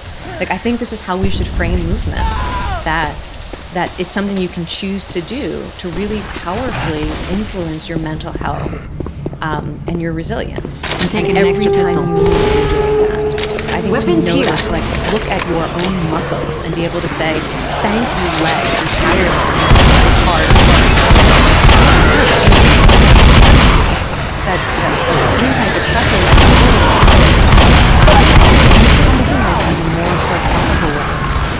Again, one of the things that I feel like the anthropology and the science is pointing to is that movement is how your brain knows you are alive and engaged in life. And when you move on a regular basis, your brain basically says, I guess we have to be the best version of ourselves because we're in this thing called life. And so, you mentioned some other things too, like when you exercise, you see increased levels of neurotransmitters that tend to increase our willingness to cooperate and the pleasure we get from connecting with others, that give us hope and courage, and even that lactic acid, that metabolic byproduct of exercise. That lactic acid seems to have an anti-anxiety and antidepressant effect. Right.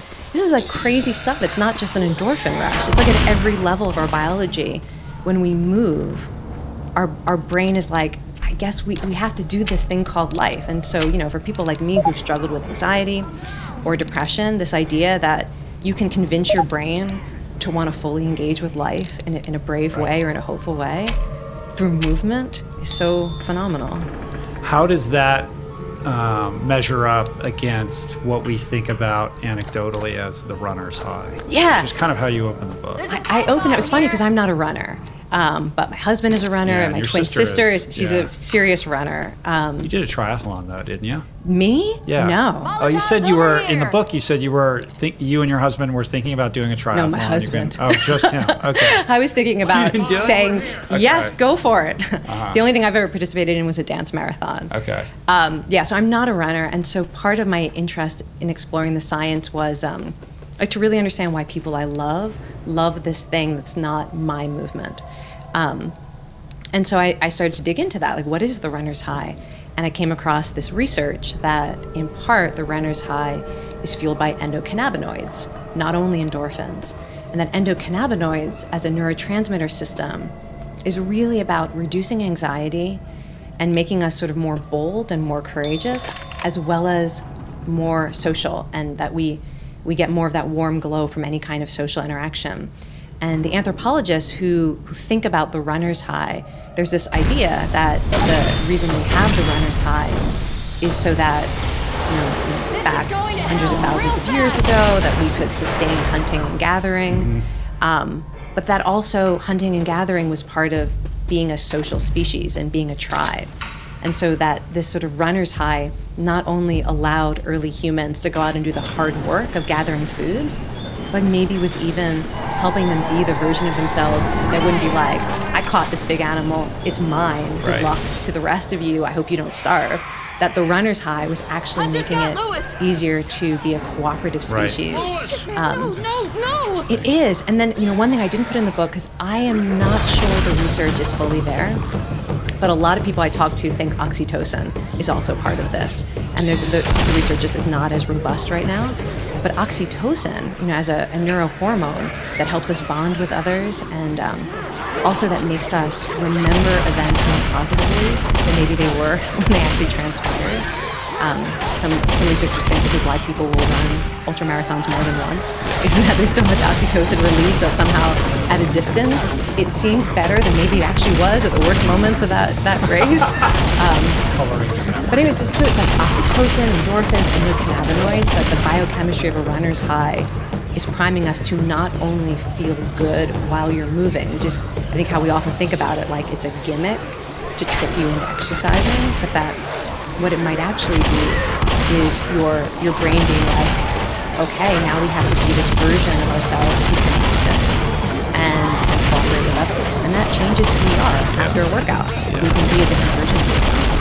Well, we have this soup of all these feel-good chemicals swirling around in our bodies as a result of this kind of movement, which brings up something that I have to field all the time, which is this idea that because I'm a recovering alcoholic, that I've channeled all my addictive tendencies into endurance exercise, and this is just an extension of Rich Roll, the addict, and I'm pursuing this runner's high in a very unhealthy way. And that's why you see so many people in recovery in the endurance and ultra-endurance communities, that they're just basically perpetuating this unhealthy behavior pattern. Yeah. So, I mean, you can tell from my book, that's not my take on it, but I know, what's and you your write about this.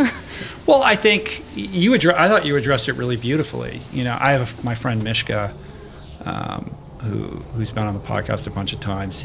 He just dismisses it with like this quippy thing that he says, which is taking the drink or the drug was always the easy choice, and the way out, putting on the running shoes, is hard. It's like it's a vehicle for self-improvement. It's a difficult thing that you grapple with that leads to greater self-efficacy and all these fantastic things. So he and I see it similarly. Like first of all, I acknowledge that. I'm like, yeah, there probably is a part of me that is doing this for that reason. Like, I think it would be perfunctory for me to just say, no, that's not the case at all. But is it making my life better, or is it making it worse? And it's clearly making my life better. It can be out of balance. I've seen that with a lot of people who get obsessed with their training, and then their marriages dissolve, and all kinds of terrible things happen. So I have to be aware of that and balance it appropriately. But when I do that, everything in my life is actually improved as a result. Yeah, I think that's basically my take on it too. And I was really fascinated by the research on the neuroscience of addiction and exercise. How they're really similar in some ways, but really different in ways that matter. And that, like, exercise, almost by hijacking some of the mechanisms of addiction, make you really want it and like it and crave it, but that it's changing your brain in the exact opposite ways as most substances of abuse that people get addicted to, so that you're more open to other pleasures, that you're better able to connect with other people. And I think that, like, that's one of the most important distinctions that most people who have dealt with some other type of addiction will talk about when they talk about the difference. They might feel addicted to movement, and sometimes a lot of people feel dependent on it. I'm totally dependent on it. But you know what? Diabetics are dependent on insulin. I'm very happy to be dependent on movement. I'm dependent on my mental breathing health. too, and sleeping. Exactly. But that most people will point out that when you become dependent on movement, it often enhances your ability to also pursue other goals and to be a version of yourself in relationships that you actually are proud to be that version of yourself. And that's pretty different from other addictions. Part of your exploration is trying to determine the genetic markers for people that are, become exercise dependent. And one of the things that you do is you do the 23andMe thing, and you get all this data back, and you're trying to figure out, like, where can I identify my proclivity for being an exercise freak? Yeah, so I should say a couple of things about this. First of all, I think it's a really bad idea to do it yourself 23andMe, like going in the raw data. So my husband, who's a scientist, was helping me try to figure out what, all these different ways to work with the raw data. So I don't necessarily recommend this, and the science itself is super fledgling, so it could all be bunk, basically. But I was interested in doing this because my twin sister and I are both totally hooked on movement. We both feel dependent on it. And this emerged very early in life. I mean, I got my first taste of aerobics when I was 7 or 8. And I was like hooked instantly. I can even remember not wanting to go to a friend's birthday party in 5th grade because I was going to miss the exercise hour that was on like PBS that I wanted to do. And be like trying to weigh which one was more important. I guess maybe that's a sign of addiction. But so I was hooked immediately, and to see how important it is for both me and my sister, I thought, like, this must be genetic because we're identical twins. And there are certain things, I very much believe are genetically determined because we are so similar in so many ways. And I thought this must be one of them. And when I actually looked at some of the markers, genetic markers that have been linked to exercise behavior and how much you enjoy exercise, we didn't necessarily have all of those. But there are some bits of DNA that have been linked to really benefiting psychologically from movement. That is, you are at both increased risk of things like depression, anxiety disorders, or suicidal thinking. But if you exercise, those risks are dramatically reduced. Or in other studies, you respond better to a exercise intervention, like you have better psychological outcomes than people who don't have those genetic markers. And when I looked at those studies, my sister and I had every single one of them. Right, wow. And I just feel like, because when we were growing up, nobody was in therapy. I mean, this was, decades ago. There was nobody helping me manage my mind when I was a kid. Yeah. And the idea that both of us found this thing that helped us deal with genetic susceptibilities to anxiety and depression. I'm really grateful. It's interesting how the human animal can root out that thing that would be curative. Whether it's it's like they say everybody finds the drug that they need to quell whatever it is that they're trying to deal with. Somehow that happens, and exercise certainly, could be considered, a healthier version of that. I have no doubt that if I hadn't found exercise, I would have found something less helpful. Right, exactly. And I've done both. But I probably have those same genetic markers because I wake up every day and left to my own devices, like going out and moving my body is what I choose to do. I look forward to it. I can't wait to do it. The only thing that gets in the way is when I have other obligations. I have another value that competes with that value. But I think there's a lot of people out there who can read the book or listen to what you're saying, and they can intellectually grasp all the finer points of why this is a good idea, but they lack that impetus. Like, they look at it as burdensome or intimidating or something that they just don't connect with, right? So a couple things about this. First of all, I should say, in my experience talking to people, there are a lot of late life movers who just need to find the right kind of movement. And I don't think we get exposed to enough diversity in movement. Like women who got in a boat to row and had their whole life thought they had the wrong body type, that they weren't athletes, but suddenly they got in a boat with other women and were rowing, and they were like, yes, my body was born for this. There's so many forms of movement that change the way you feel about yourself because they just create a different narrative about who you are. I talked to so many women who discovered things like powerlifting or CrossFit or axe throwing, where suddenly they were doing these amazing things with their bodies and they felt powerful, and it was a side of themselves they'd never experienced before. And if you were to only listen to the way that the media usually talks about exercise, it's all about burning calories. Right. It's all about what you look like. And you can get pulled into places where instead of being told, this is what it feels like to stand in your own strength, you're told, now you're burning more calories so you won't look as hideous as you looked walking in today. I mean, that is a very different experience. And too often people's movement experiences have been defined by this obsession with burning calories and improving your appearance and making yourself more acceptable to either yourself or the judgment of society. And it gets very confusing very quickly. And so I'm always encouraging people, what's the form of movement? If someone were to send you a YouTube video, what's the video you would watch and be like, wow, that's amazing? What's the version of that you would put into your life? Who's doing that in a way that's appropriate for the body you have right now or who you want to become? That it's not about getting a tracker that's going to tell you if you've done enough yet. Right. There's so much that gets in the way of finding the movement that will make you happy, that can make it feel like a chore, like a punishment. We have such a limited perspective on what those options are. We just think about the gym and the Stairmaster machine and the little LED readout that tells you calories and time, and while you're watching, the news, and it's just. And although it's okay to distract yourself while you're exercising if that works for you, but there are a lot of forms of movement where the more attention you pay to what you're doing, actually the more pleasurable it is. But often I think the advice we get is just get on the treadmill and watch Netflix so that you're not really there and you can get through it. But I bet there's some form of movement where if you were really there, you would have an amazing experience, a sense of yourself, or a connection with others.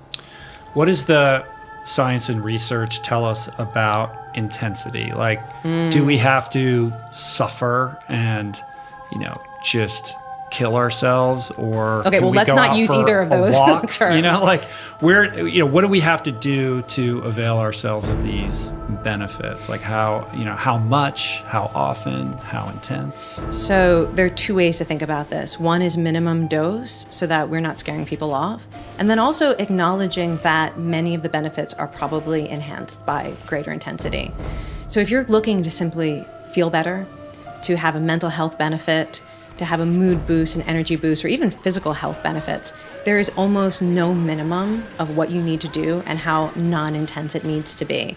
There's something in the literature called the feel better effect, which is if you are sedentary, you have not moved in a while, and you do a couple of minutes of any type of movement, you will feel better, you'll have more energy, you'll be more hopeful. Thank you. If that's all you ever did, and you did it a couple times a day, that would be so much better than doing nothing. We talked about myokines. As long as you're contracting your muscles, you are producing a healthier set of myokines than if you never move.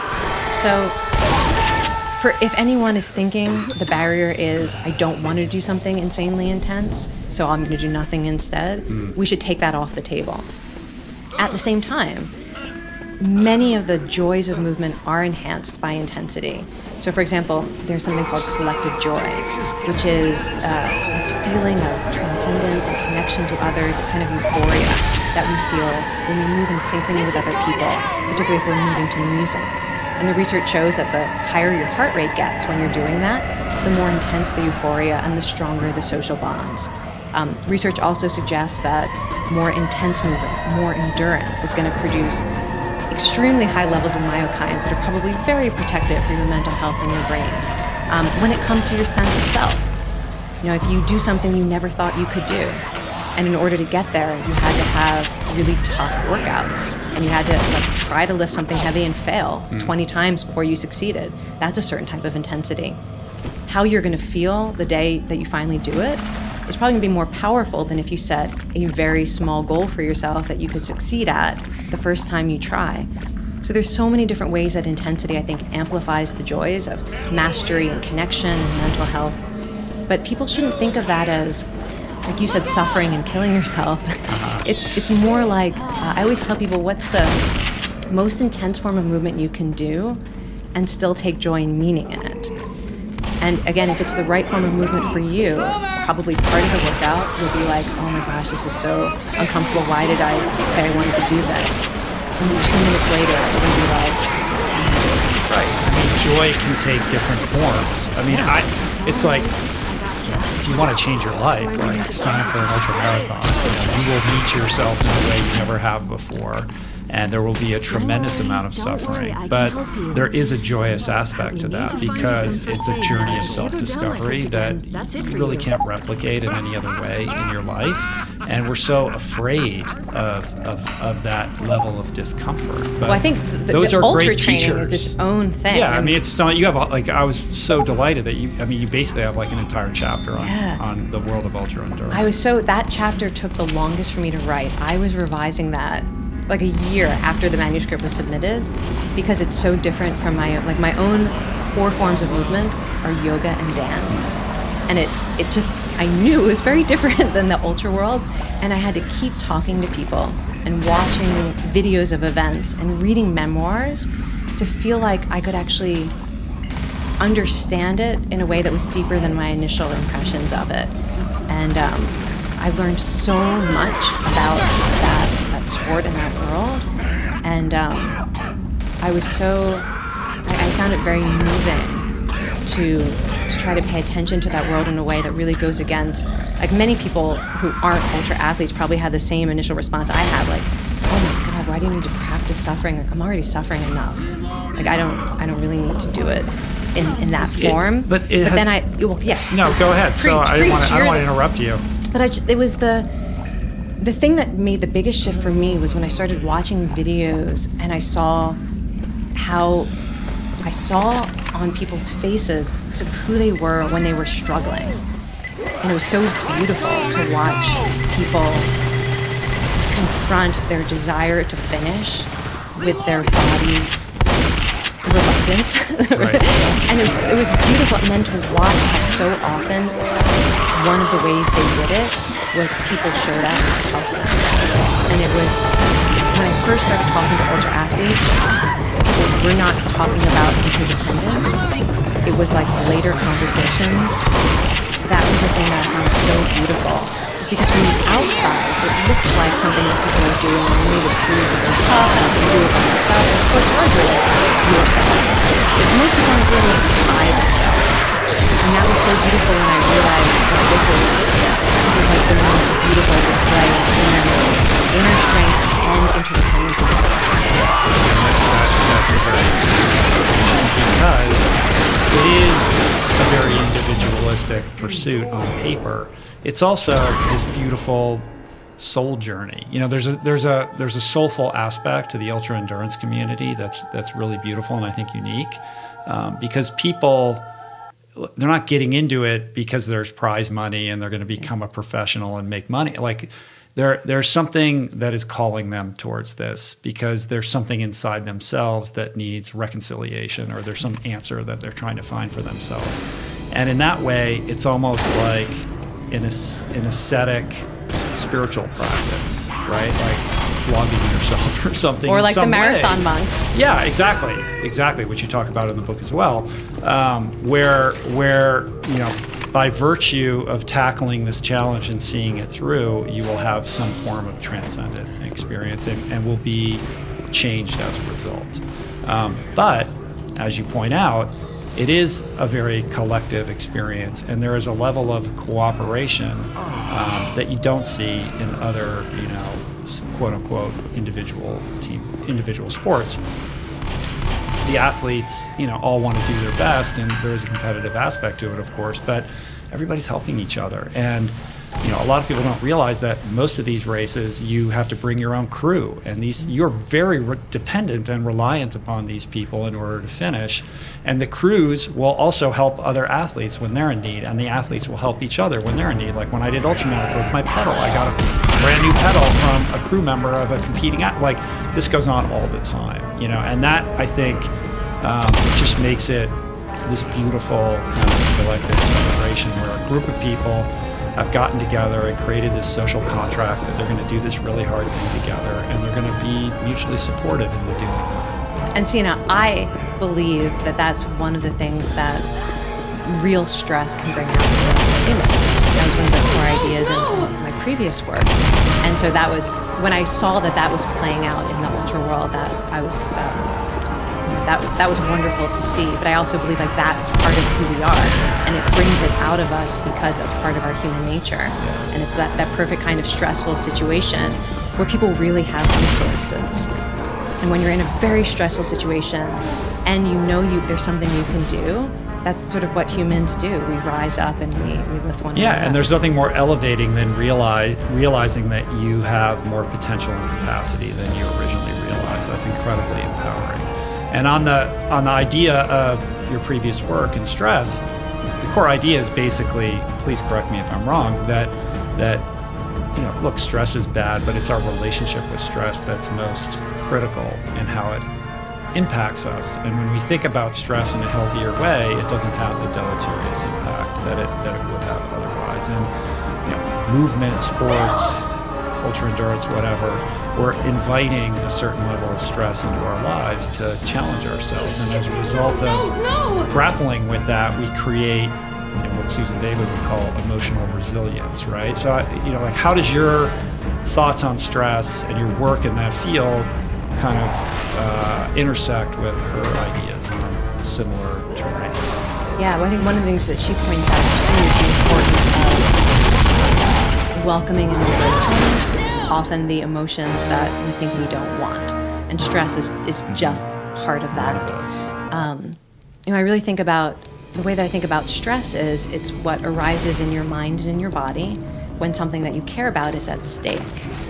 And it also, it can push every button in our human nature. So stress can bring out the worst in us, and it can bring out the best in us, and that's true for everybody because we have all of these different competing instincts. And so what I'm encouraging people to do is think, how do I build a stress response repertoire that's really consistent with my values and the stress in my life, so that the instincts that get triggered by stress aren't to become aggressive and hostile if that's not appropriate, or my default might be to become paralyzed and withdraw. Very human instincts. But what happens when we acknowledge that stress can also activate the instinct to ask for help, can activate the instinct to make meaning out of things that feel out of our control or meaningless, that it can activate the instinct to learn and grow, to rise to the challenge. And it's about coming to terms with the reality so that you can make a more conscious choice about how you engage with that reality. There's a real sense of, I think, practicality and being strategic. And too often, I think, when we talk about stress, we're looking for a way to change our inner experience because we're afraid of the inner experience, or we have been told that the inner experience is always toxic. So if you're having a stressful state, it must be killing your brain cells and destroying your immune system and giving you a heart attack. And so we look for the thing that will change the inner experience the fastest, rather than think, well, maybe I'm feeling stressed because I care. Maybe it would be good for my happiness and my health to engage with what I care about, rather than look for the quickest way to shut off this signal.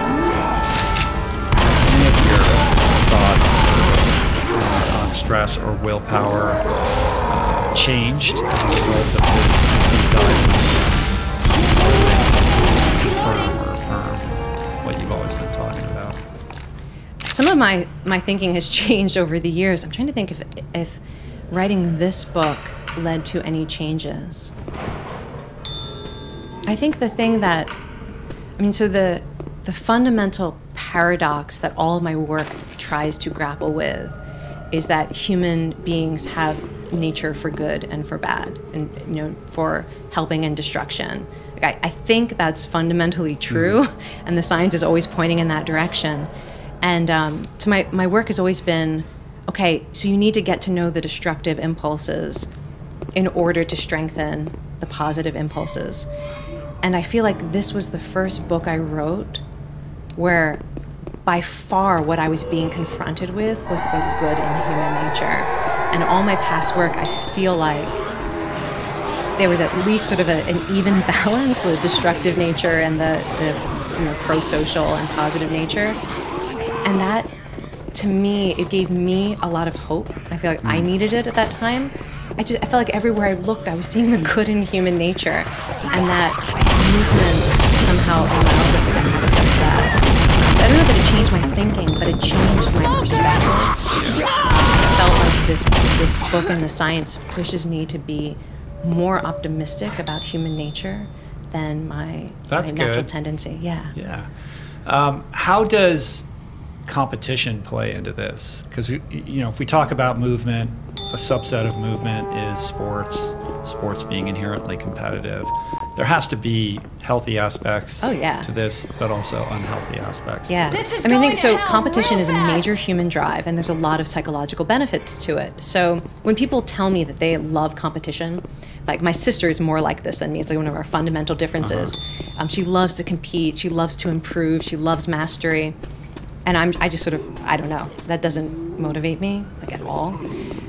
So I think the really healthy, positive sides of competition, one is if you're competing as a team or with a group, and the tremendous bonds and what you learn from cooperating in order to compete. That seems like that has tremendous benefits. And that even if you look at like children or teenagers who are engaged in different types of sports, it looks like there are more psychological benefits to being involved in team sports than individual competitive sports, because there can often be so much pressure on the individual to be the best without some of those other social forces that come into play when you're working with others. And I think the other thing that's so helpful and healthy about competition is when it's really more about mastery, that you have a sense of setting goals and moving toward them, and that they're personally meaningful, and you sense yourself as somebody who can set goals that are difficult and work toward them and meet them. And you have that whole chapter about overcoming obstacles, and the very definition of hope is to have a goal that's meaningful, to believe you have the resources to meet it, and there are steps you can take. And I think there are forms of competitive movement that will really allow you to access that whole experience of hope. Right. Yeah, I think that's definitely the case. And I found my relationship to competition like evolving. Like now I used to be very competitive. I'm less competitive now. And now it really is more about the purity of the movement that brings me joy and less about how that measures up against other people. But the barometer is really internal. It's like, how am I measuring up to the standard that I set for myself and the person that I want to be? Yeah. That's what I feel like my inner metric is too. I often am feeling like this either has impact or it doesn't, and that there's less of a comparison. Like I'm not really comparing my present self to my past self. Like I don't have to get better. Right. And I'm definitely not comparing myself as much to other people. Like I have to be better than. I'm very closely attuned to, did this thing I did it have any positive impact? And there's, can be a real sense of failure around that, but that's less competition than this kind of drilling into performance. Zombie bullshit on that, you know? With everything that you know about psychiatry and psychology and human behavior, what do you make of, this kind of cultural trend where kids, don't keep score at the soccer games and everybody's a winner and everybody gets a medal? Like, we've kind of recalibrated our relationship to movement with young people in a way that has stripped it away of like any kind of peril or threat, I suppose. Yeah. Do you know how kids now are saying "Okay, Boomer" when old people criticize? I was just reading the New York Times. It's great. Taylor Lorenz wrote that. So I will tell you one of the gifts of teaching at university is you see cultural changes. So one of the goals that I've set for myself is to be as open-minded as I can when I see cultural changes happening, that my instinct is to criticize them or to think, well, that's not going to have the consequences you think it's going to have. So, that's one of those things where initially I was like, oh, participation trophy. Like you can see how things can go wrong. And one of the things I'm trying very hard to do is to trust in the evolution of culture, and that particularly if young people are telling me something is good and meaningful, that I'm going to trust that they are probably more right about it than I am. So I don't know, I have a lot of mixed thoughts about that. I'm not sure that there's a ton of science I want to stand on either way. So I'm going to default to a kind of open-minded willingness to tolerate changes in our culture that kind of go against how I was raised. Okay, Boomer. Yeah. Well, that's what I don't want them to say to me. I know. We should explain for people that are listening who don't know what that means. It's kind of a retort to older people's opinions about how millennials and Gen Z, they're doing things right. Yeah, exactly. But it's got to be interesting to be amongst so many young people all the time. Yes, it forces you to change all the time. That's the other great gift, is like, you got to stay with the program or you're going to get passed by. And so there's so many things you have to What learn are you being and adapt challenged to. by? Like relationship to technology, or like what do you see on the daily that doesn't not necessarily triggers you, but you're like, wow, look at that, that's so different. Having to be really mindful about things like, so when I first started making PowerPoint, not even PowerPoint, so back in the day, one of those things called transparencies, when we would give like public science talks, and you'd have to whip out your transparency overheads, yes. Nobody was thinking, if you're going to use an image of a human being to go along with your, like it says anger, and you're going to show an angry face, nobody thought, does it matter who you pick? Like in terms of stereotypes about who's allowed to be angry and who's not, or who's a more fully human. And now, like that's such a part of my work, is thinking, what images am I choosing? What language am I choosing? That these choices that early on in my academic career, people treated like they had no consequence, because the people making those choices weren't really aware of the consequences. So I feel like that's one of the things I'm always trying to deepen and learn from, is that there's probably consequences to everything that I'm doing, and to make more conscious choices about things that will improve my students' learning experience, or that will not create unnecessary harm just because I don't know that what I'm doing matters. Right. Is there anything though where you're just really struggling to get on board with? TikTok. Hey, I'm finally on Instagram. That is the one that I have not signed up for yet. But you know, it's My so daughters are all music about driven. it, though. I feel like I would probably Yeah. love it if I could understand it. Yeah. So never say Yes, never. it's very dance and movement oriented. I know. I think with the book tour, about to unfold here, you're going to have to get on board here. I will. Cool. Well, what was the most surprising thing? I feel like you have this robust, lifelong history and love affair with movement. So you had to have gone into this with a certain sense of what to expect as you dove into the research. So was there anything that surprised you or defied your intuition? I was surprised by how easy it was to find people who had never been given permission to talk about why they loved movement, and how happy it made people to be able to say, I love my sneakers, or swimming is so important to me, that I kind of thought like I was a freak for loving movement as much as I did. And then I've never had such a positive response to anything I've ever asked the public or on social media or friends and family. Give people a chance and they will tell you these amazing stories. So maybe that, I don't know if that's the most interesting answer, but that's the most honest answer. Like when I ask people about, there's this idea called the pleasure gloss. Hold where on, let me patch you up. when you do something that's really enjoyable, you start to associate all of the sensations of that experience. They become insanely pleasurable, even if at first they didn't mean anything to you, like smells and sounds. And when I asked people, do you have a pleasure gloss? Is that a real thing? And people were like, oh my gosh, I love the smell of my yoga mat, or oh, the sound of my pedals, putting my cycling shoe, clicking it into the pedal is like a dopamine rush, like nothing else. And when I asked people, is there a movement you've done that was meaningful to you, that you never thought you could do it? Do you have like a movement story? It was flooded with stories, like a woman who learned how to swim when she was close to 50 and she passed her swim test. A woman the first time that she could do a real push-up, and the person who learned how to pull people in a non-dominant direction. This was like a milestone moment in her life. I was shocked by how many people I knew personally, and I didn't know any of their movement stories. And it was like there. That people had them.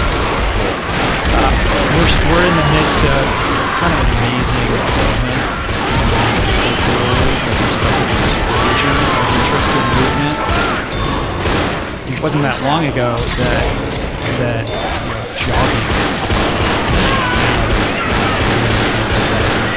here, and that's not enough. So the ultra endurance community is growing up. We have these Tough Mudders and the Spartan races and all these very unique challenges that are compelling us to, go out, venture outside the cubicle and test ourselves in a very tactile way. So to what do you attribute that? Like, why now? Like, why are so many people, like, who wants to go get electrocuted and crawl in the mud and, be freezing cold? I don't, why are we but I can appreciate it. Yeah, why are so many people drawn to that now? I don't, as a part of me wants to pull back from the premise almost. Like, is that really the case? I don't actually know. If you look sort of anthropologically, or you go to, societies in the near past that don't look like our modern society, people are living very embodied lives. Celebration, food production, competition with other communities. Everything is so fully embodied. My thought is, I don't know that the desire for this is so different, but maybe we've lost a lot of opportunities to feel fully embodied in our roles and our relationships and our work, that it's about restoring a sense of our full humanity. That if you aren't using your body to do things that are difficult and to celebrate life and to connect with other people, you're not fully alive. Maybe people are recognizing that? I don't know. Yeah, I think that affirms the premise in the sense that our lives have become insulated and hermetically sealed. We're in our homes and in our cars, and we're riding elevators, and we're in offices with fluorescent lighting, and barely even go outside, let alone connect with nature or our neighbors in any kind of meaningful way. And that innate human desire has been repressed to such an extent that it's finally like it needs an outlet, right? So this is what we're seeing, people going out of their way bring this kind of movement and stress into their lives because it speaks so profoundly to what it is to be human or to have a human experience. Well, and that it reminds me of something that a woman I spoke to when I was asking her why she would make heroic. She said that it brings out the best in humanity. And I think that a lot of the people I spoke to, they said something like that as well. That the form of movement they were drawn to, they felt like it was not only bringing out the best in them, but it was allowing them to see the best in others too. I know that there's a lot of interest right now in these collective training experiences or collective movement experiences. And I think that, I certainly know that for me, it is very healing to see the best in others. And there's a lot in our society now that primes us to see the worst in others. So that may also be an antidote that people are seeking. Yeah, that's super interesting. Because media is all funneled towards trying to, basically create these chasms between us. Yeah. And even if you were to watch like feel-good media, it's different when you see like the feel-good news clip while you're scrolling through whatever social media versus like being in an actual room with people where when you can smell them. Like there's something about the co-present embodied experience that's different than the little psychological uplift you might get from. Yeah. I mean, if I do yoga in my house, that's a very different experience than going to a yoga class where even if we're not necessarily talking to each other, there's this consensual activity that we're all engaging in together. And there's something that creates like a unity or a congealing effect with the group that you can't really put your finger on or articulate what that is, but it's very real. Yes. It's very real. Or even if I'm running with a group of people that I don't know, like there is truth to that for sure. And I'm wondering, you talk a little bit about this in the book, whether like this cooperative kind of byproduct of movement or the community building that it engenders, if that works in a visual reality setting as well, because we've got Peloton and we have these kind of virtual communities around movement. Did you that love are springing up. Jogobot? I thought Jogobot, that the drone that follows you while you run. I thought that was hysterical. What was so hysterical was that people loved it. They were like, yes, I want a drone that watches the target on my chest and runs with me. So weird. I mean, we're so Things quick are getting really weird. to want connection. Yeah. So I don't know. I have tried. I mean, your many sister different- must have thoughts on this. Oh, yeah, I think she would say probably no also. I mean, even so people don't know, she has designed a number of games and alternate reality experiences, and one of the strengths of most of her games and interactive experiences is they take place in the real world, and they force you to interact with other people, including the people in your life. So my guess is that she would not be totally in love with technology that allows you to simulate social connection rather than experience it. Right. But what about like Peloton is a great example. Like it's simulated, but it's also real. It's just displaced in terms of. I think so. I've had so many people ask me about Peloton. I think they have a great model, and that it's probably primarily not for people who like the medicine they need is the group experience. And a lot of what they're doing is based on music and how it feels to do something hard and to be witnessed in a certain way that doesn't have to be like a close focus. You're having a collective experience in which there's a sense that it's almost like a mirror, like you see yourself as having done something really hard, and the soundtrack helps, and the teacher helps, and the fact that it's often a live shared experience helps. But I think that particular medicine is more about how you feel about yourself and how you feel about other people. And again, with finding the joy of movement, it's about finding the medicine you need, rather than thinking you have to do it all, get everything. Well, music is a big deal. Like I learned a lot. Again, you have like almost an entire chapter devoted to the impact of music and movement. Yes, an entire chapter. Yeah. I could have written a whole book. Yes. I mean, music so talk for me about is that everything. a little bit. Yeah, I like when I go out, I either use nothing because I just want to treat it like a mindfulness practice, or I'll listen to audiobooks or podcasts because it's almost like that's a way of bringing a virtual community or something to engage me intellectually while I'm going. And I'll only use music for like the end or whatever, but I can't listen to music like for extended periods of time. Like I need bursts of it when I'm feeling like my motivation is waning or I want to finish strong or something like that. That's funny. That's exactly what, when I talked to someone who leads work songs in a farming community, that was exactly what he said, that you use music when you really need it. When you're exhausted, when you're bored, you need that extra burst of motivation. So it makes me think that part of how humans have always used music is not like this constant soundtrack, but that music brings an extra kind of energy and motivation to support us when we're reaching a moment where it's more difficult. And actually the music sports psychologist I spoke to said something very similar too, that like you don't need an amazing playlist for every aspect of your physical training. It's these, you figure out what the right moments are and the song that will put you in the right mindset or help you do something even more difficult, more powerful. But so the way I think about music is, that's actually not how I think about music. Because, so human beings, our brains seem to be wired to hear music as an invitation to move. That's almost everybody. So when you hear music, particularly music with a strong beat that you like, it activates the brain, it primes you to move. And when you move to music, you get this little bit of an endorphin rush and a dopamine rush that feels good. And what I've observed in myself is that there's this other side part of it, which is where the lyrics, the key that the music is in, all these different qualities of music also make you feel a certain way and bring out an emotion or an aspect of your identity. And for me, when those two merge, it's like nothing else.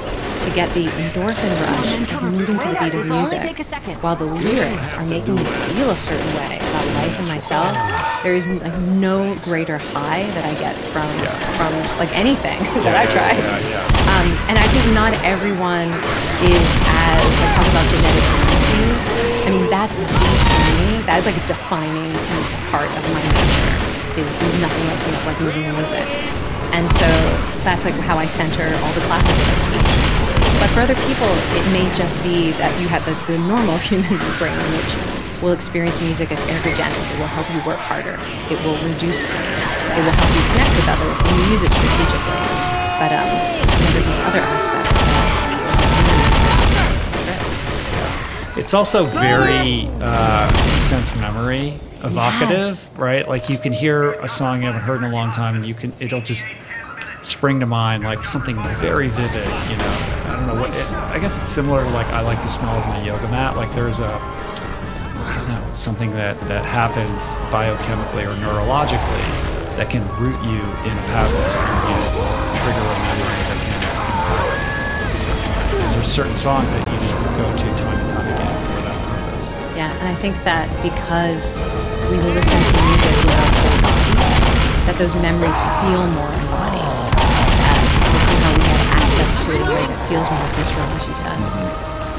Why is it? I don't know if you know anything about this, but why is it that the music that we tend to go back to time and time again in our lives is music that we don't kind of our brains like at a certain age? Like, you know, I know that like REM will always be my favorite band. It doesn't matter, you know, like is that no matter, from adolescence? Yeah, because when I was 16 or whatever, I discovered it and I fell in love with it, and I still will go back and listen to those albums time and time again, no matter what is happening in terms of music outside of that. I mean, there is research on this that because we tend to have more emotionally like peak experiences or intense experiences, and also we're busy trying to define ourselves. Young people tend to use music as a way of building identity. So what you listen to at that time, you're going to have more like rich emotions that get linked, or often young people regulate their emotions with music. So they're feeling, you know, all that chaos, and they listen to a song. And so you're just building a different intensity of memory. And also because that's such a period of time where you're trying to figure out who you are, that music will remind you of both the intensity of that process and also how you feel about yourself. I will say that one of the things that I don't work hard at it, but I'm very committed to, is staying in love with popular music. It's like a gift to myself, so that I have now 42 years of musical memories that are distinct, and I feel like I'm going to try to stay with these memories. keep building these musical memories so that it's like if you're just expanding your repertoire for nostalgia and snippets Yeah. of joy. And you stay current with it. Yeah, and I say, and so I was saying to some other women who teach group fitness, some of the women that I teach are on the young end in their 60s and then significantly older. And I was saying to these other women who are my age that right now their favorite song is a Lizzo track.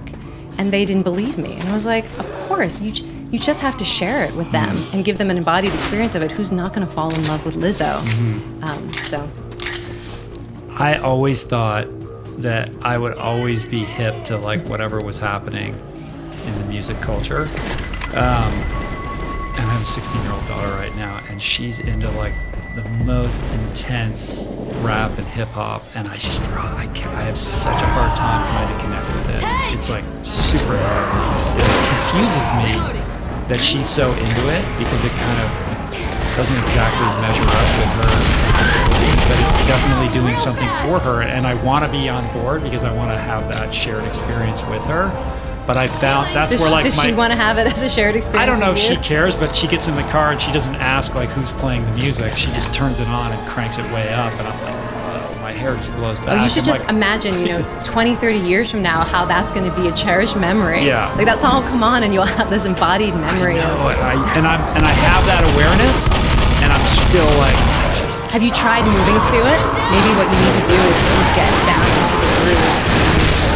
I'm going to try. I'm going to think about you next time we're having that experience. Well, no, it's a broadening your empathy. I mean, we didn't even talk at all about my work in compassion, but well, let's talk about it. We can, yeah. But I think that choosing to open yourself up to different forms of music is an act of broad empathy that probably does allow us to connect more broadly with other people. Yeah, I got to work on that a little bit, I think.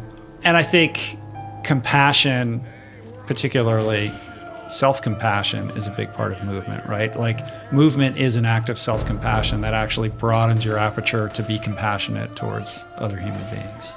Yeah, and vice versa. I mean, it's one big circle. So I'm not somebody who believes you have to love yourself before you can love others. I think you can love others and not love yourself. And that either way, if you strengthen sort of either side, it is possible to get to the other. You can make a conscious effort. And I think movement is great because it can allow you to do both. In the book I talked about communities where everyone has goals and they're cheering one another on and they're helping one another overcome obstacles, and then they also get cheered on and they get supported by others. I think that one of the ways movement helps with self-compassion is it's not a do-it-yourself project. It's not like you're alone, taking care of yourself by exercising. Mm-hmm. Part of what makes it an act of self-compassion is put yourself in environments where people are going to be happy to see you. Put yourself in environments where someone will help you out when you need help. That you start to practice also opening to the compassion that's available to you in ways that may seem very small, but actually are meaningful to allow yourself to be open in that way. And again, to also, at every level, to think about gratitude to your body for what it can do. And there are many ways that it can bring out. Yeah, receiving the compassion. Sometimes that's hard. It is. I think that is self-compassion is a very trendy topic right now. And the one thing I think people are missing is that self-compassion means you believe that you yourself are deserving of compassion. And sometimes the source is you, and you can say nice things to yourself, and you can practice self-care. But a big part of self-compassion is, okay, who else cares about you? And can you believe that other people care about you? And can you be transparent about your suffering so that it can help you? That is less discussed as a critical self-compassion experience.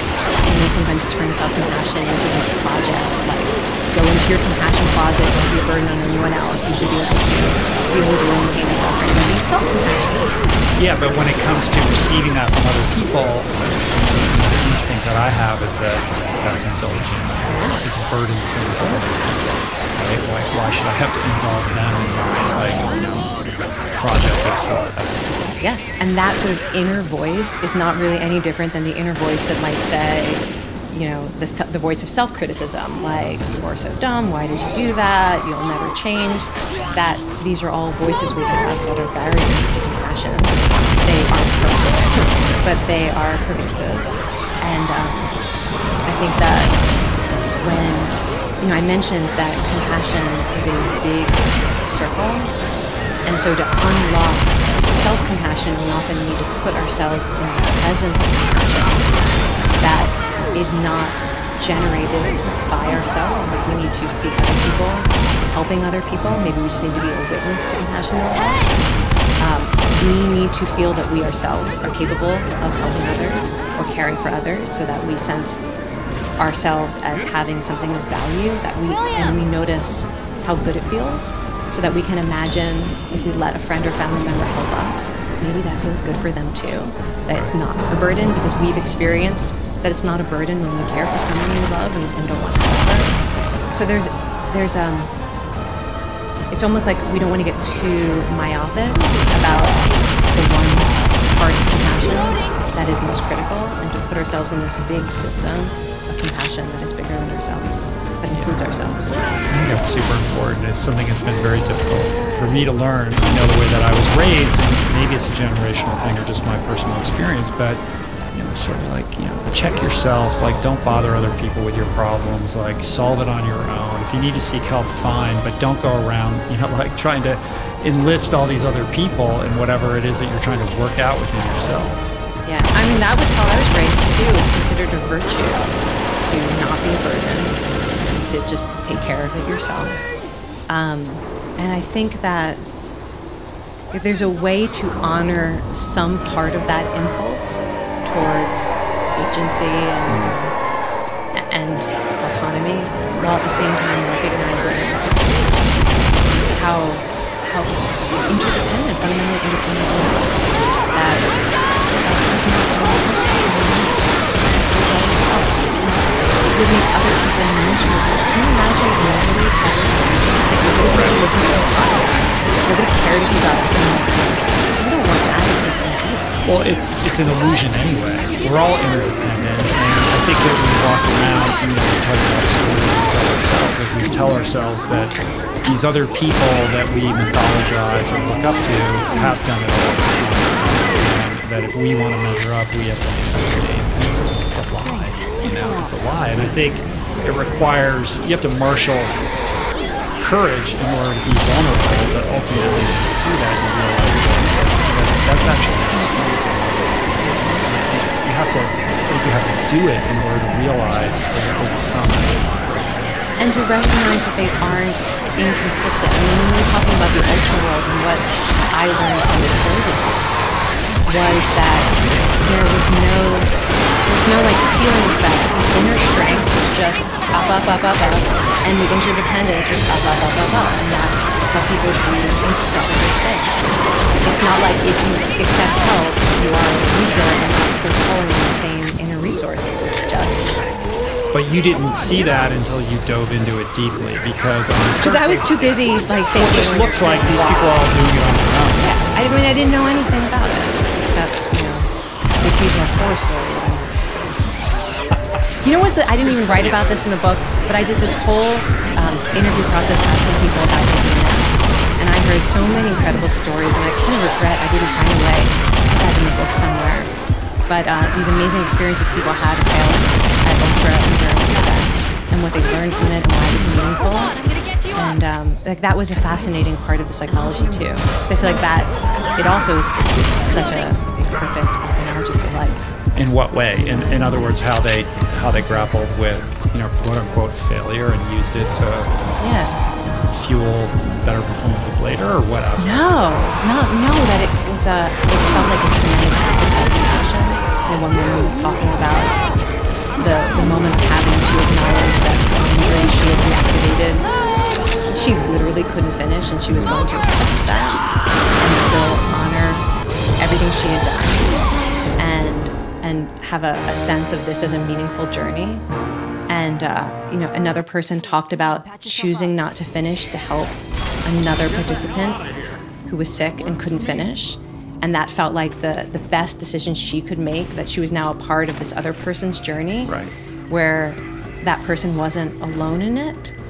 there were lots of interesting stories where you see how people make meaning and find compassion and self-compassion, even in a moment that looks like objective failure. And it was, again, I think it's part of, if you think the only thing you can, like, if you think you have to keep getting better, I mean, this is one of the I think mistakes people make about movement, is because when we're younger, we think it's about mastery and always getting better. But you know, in the book I talk about the people with Parkinson's disease who are taking dance classes at Juilliard. They are not taking dance classes at Juilliard to perform at Lincoln Center. That they are there because that movement allows them to access some joy and part of themselves.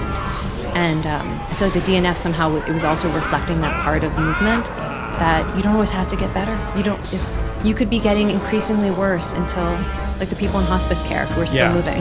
Well, how do you define victory and success? Like, we can define these more broadly. It's a huge victory for somebody to sublimate their ego, stop on the trail and help another person. Like, that's a moment of beautiful self-discovery that certainly shouldn't be discounted. And you tell the story in the book of the Olympic track and field athlete who pulls the hamstring. His dad, famously, his dad goes down there and helps him across the finish line.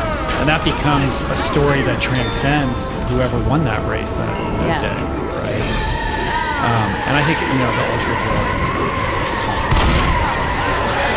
all right, well, I want to bring the focus back on to more revolutions. And I think one thing that happens with young people is they're faced with this decision do I just go whole hog all in overnight, or do I take little bites out of this and do it slowly in a way that doesn't completely, you know, upend my entire lifestyle? I'm mystified by people who believe there's an answer to that question. Of course, it depends. You must get that question every day, though. And the thing is you start where you are, and you do what you can do, and you do it in the way that feels like the right way to do it for you. And whichever path you choose, you don't tell yourself, that's it, or I failed. Like, you know, there's some people who will take the baby steps. They get that goal down to the tiny thing they can do tomorrow and feel successful. And they find that they don't actually feel successful because they don't see the benefit of it, or it doesn't have a meaning to them. So you should give yourself permission, okay? You need to go harder on this. What's the version of this that when you finally get to do it, you're going to feel like that's a triumph? And then you give yourself as much time as you need to get to that point. If you feel like you want to go all in and then you find out a month later this is not working the way you had intended, that it was a learning experience. I think people shouldn't believe that there are these tricks to behavior change that are beyond what your intuition can lead you to if you are clear about what you care about and you're willing to experiment and not give up the first time it doesn't go as planned. Right. I think that's super wise. I think that these things are all about getting caught up in some kind of future tripping or tripping over, you know, stories that we tell ourselves about the past, right? And the truth is, all we have is what we're doing right now. And I kind of love the way 12-step does it. It's just like, you don't have to worry about whether you're going to stay sober for 10 years. Like, what are you doing right now? Are you going to drink? Is your head going to hit the pillow tonight? Or are you going to drink before you go to sleep tonight? Like, that's all you got to worry about, right? Like, those tiny imperceptible things that in the grand scheme of things seem small, but actually are the levers that move it. Yeah, and I think, you know, one example I often think about, so one of the most difficult things to do is to quit smoking. There are some people who can do it cold turkey. And I've talked to people who they made that decision and they just did it. And for whatever reason it worked for them, it was a aha moment.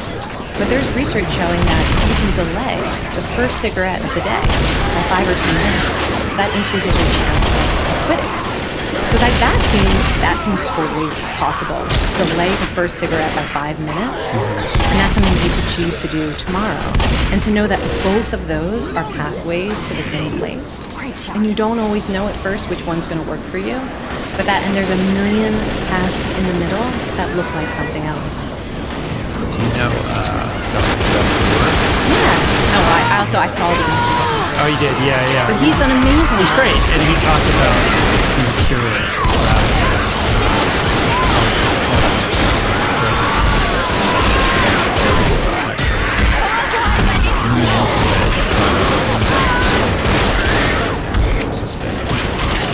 that idea of surfing the urge is something that when I talk to people about what has been most useful, that has come out of this integration of science and communicative tradition, all the ideas, because that's a lot of the ideas I talk about, the sort of emotional fulfillment. And that idea gets mentioned all the time. This idea that you have an inner impulse that is telling you, you have to do this thing, because what you're feeling right now, you cannot tolerate it. You need to give in. You need to say this thing that you're thinking. You need to buy whatever it is. That there's a process by which you can pay attention to it, trust that it will not overwhelm you, that you can ride it out, and that you can broaden your attention to your values or your goals. And that works for everything. It's not just, initially how it was studied for things like cravings. Yeah. All right, so, but I want to leave people with some insights or perhaps a little bit of a cheat sheet as they begin to kind of map out their 2020. And I'm thinking about the person who is sitting there saying, I hear everything you're saying, but I just when I think about movement, I just can't get my head around it. I've never moved my body before. Every instinct is telling me that I can't do it or that it's not agreeable with me. So how do we cajole that individual into kind of rejiggering how they're thinking about this? So one approach is to think about the forms of movement that most reliably make people feel better. And one is to go outdoors, go for a walk if you can walk, or whatever that version is for your body. That is very likely to have a positive effect. And moving to music is another one. Or to do something that feels like kids or animal sport. And or to do something with your body that feels useful, like gardening or some sort of labor that feels productive. In the book I write about this one community that pairs exercise with community service projects, which is, by the way, the only form of exercise that my mother will do. Right? For some people, the movement has to have a purpose. Like planting trees or something. Yeah, or cleaning or helping people. Yeah. So I feel like there are certain things where just try. Are you so convinced that this will be miserable? Have you tried going out for a walk someplace that you can have some fresh air? Have you tried sitting in sun and water when nobody's watching and just see what comes out of you?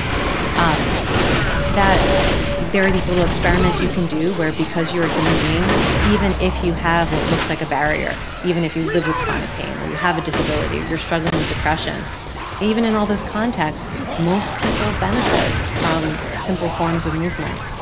The other thing I would say, which is that's like the delay your cigarette, by 10 minutes approach. But I often will tell people, what's the movement that inspires you? What's the thing you said, oh, I could never do that? That if you rethought it and said, well, maybe I could, to set that kind of that possibility of a new version of you that you haven't expressed yet, but you sense might be in you, and to do that thing. Because I feel like that's where often it's taking a bolder step of I've never been a runner, but I've always admired runners, or I danced when I was younger, I haven't danced in 3 decades, but what would that feel like to be free in that way again? To go to the thing that feels like I just want to be that.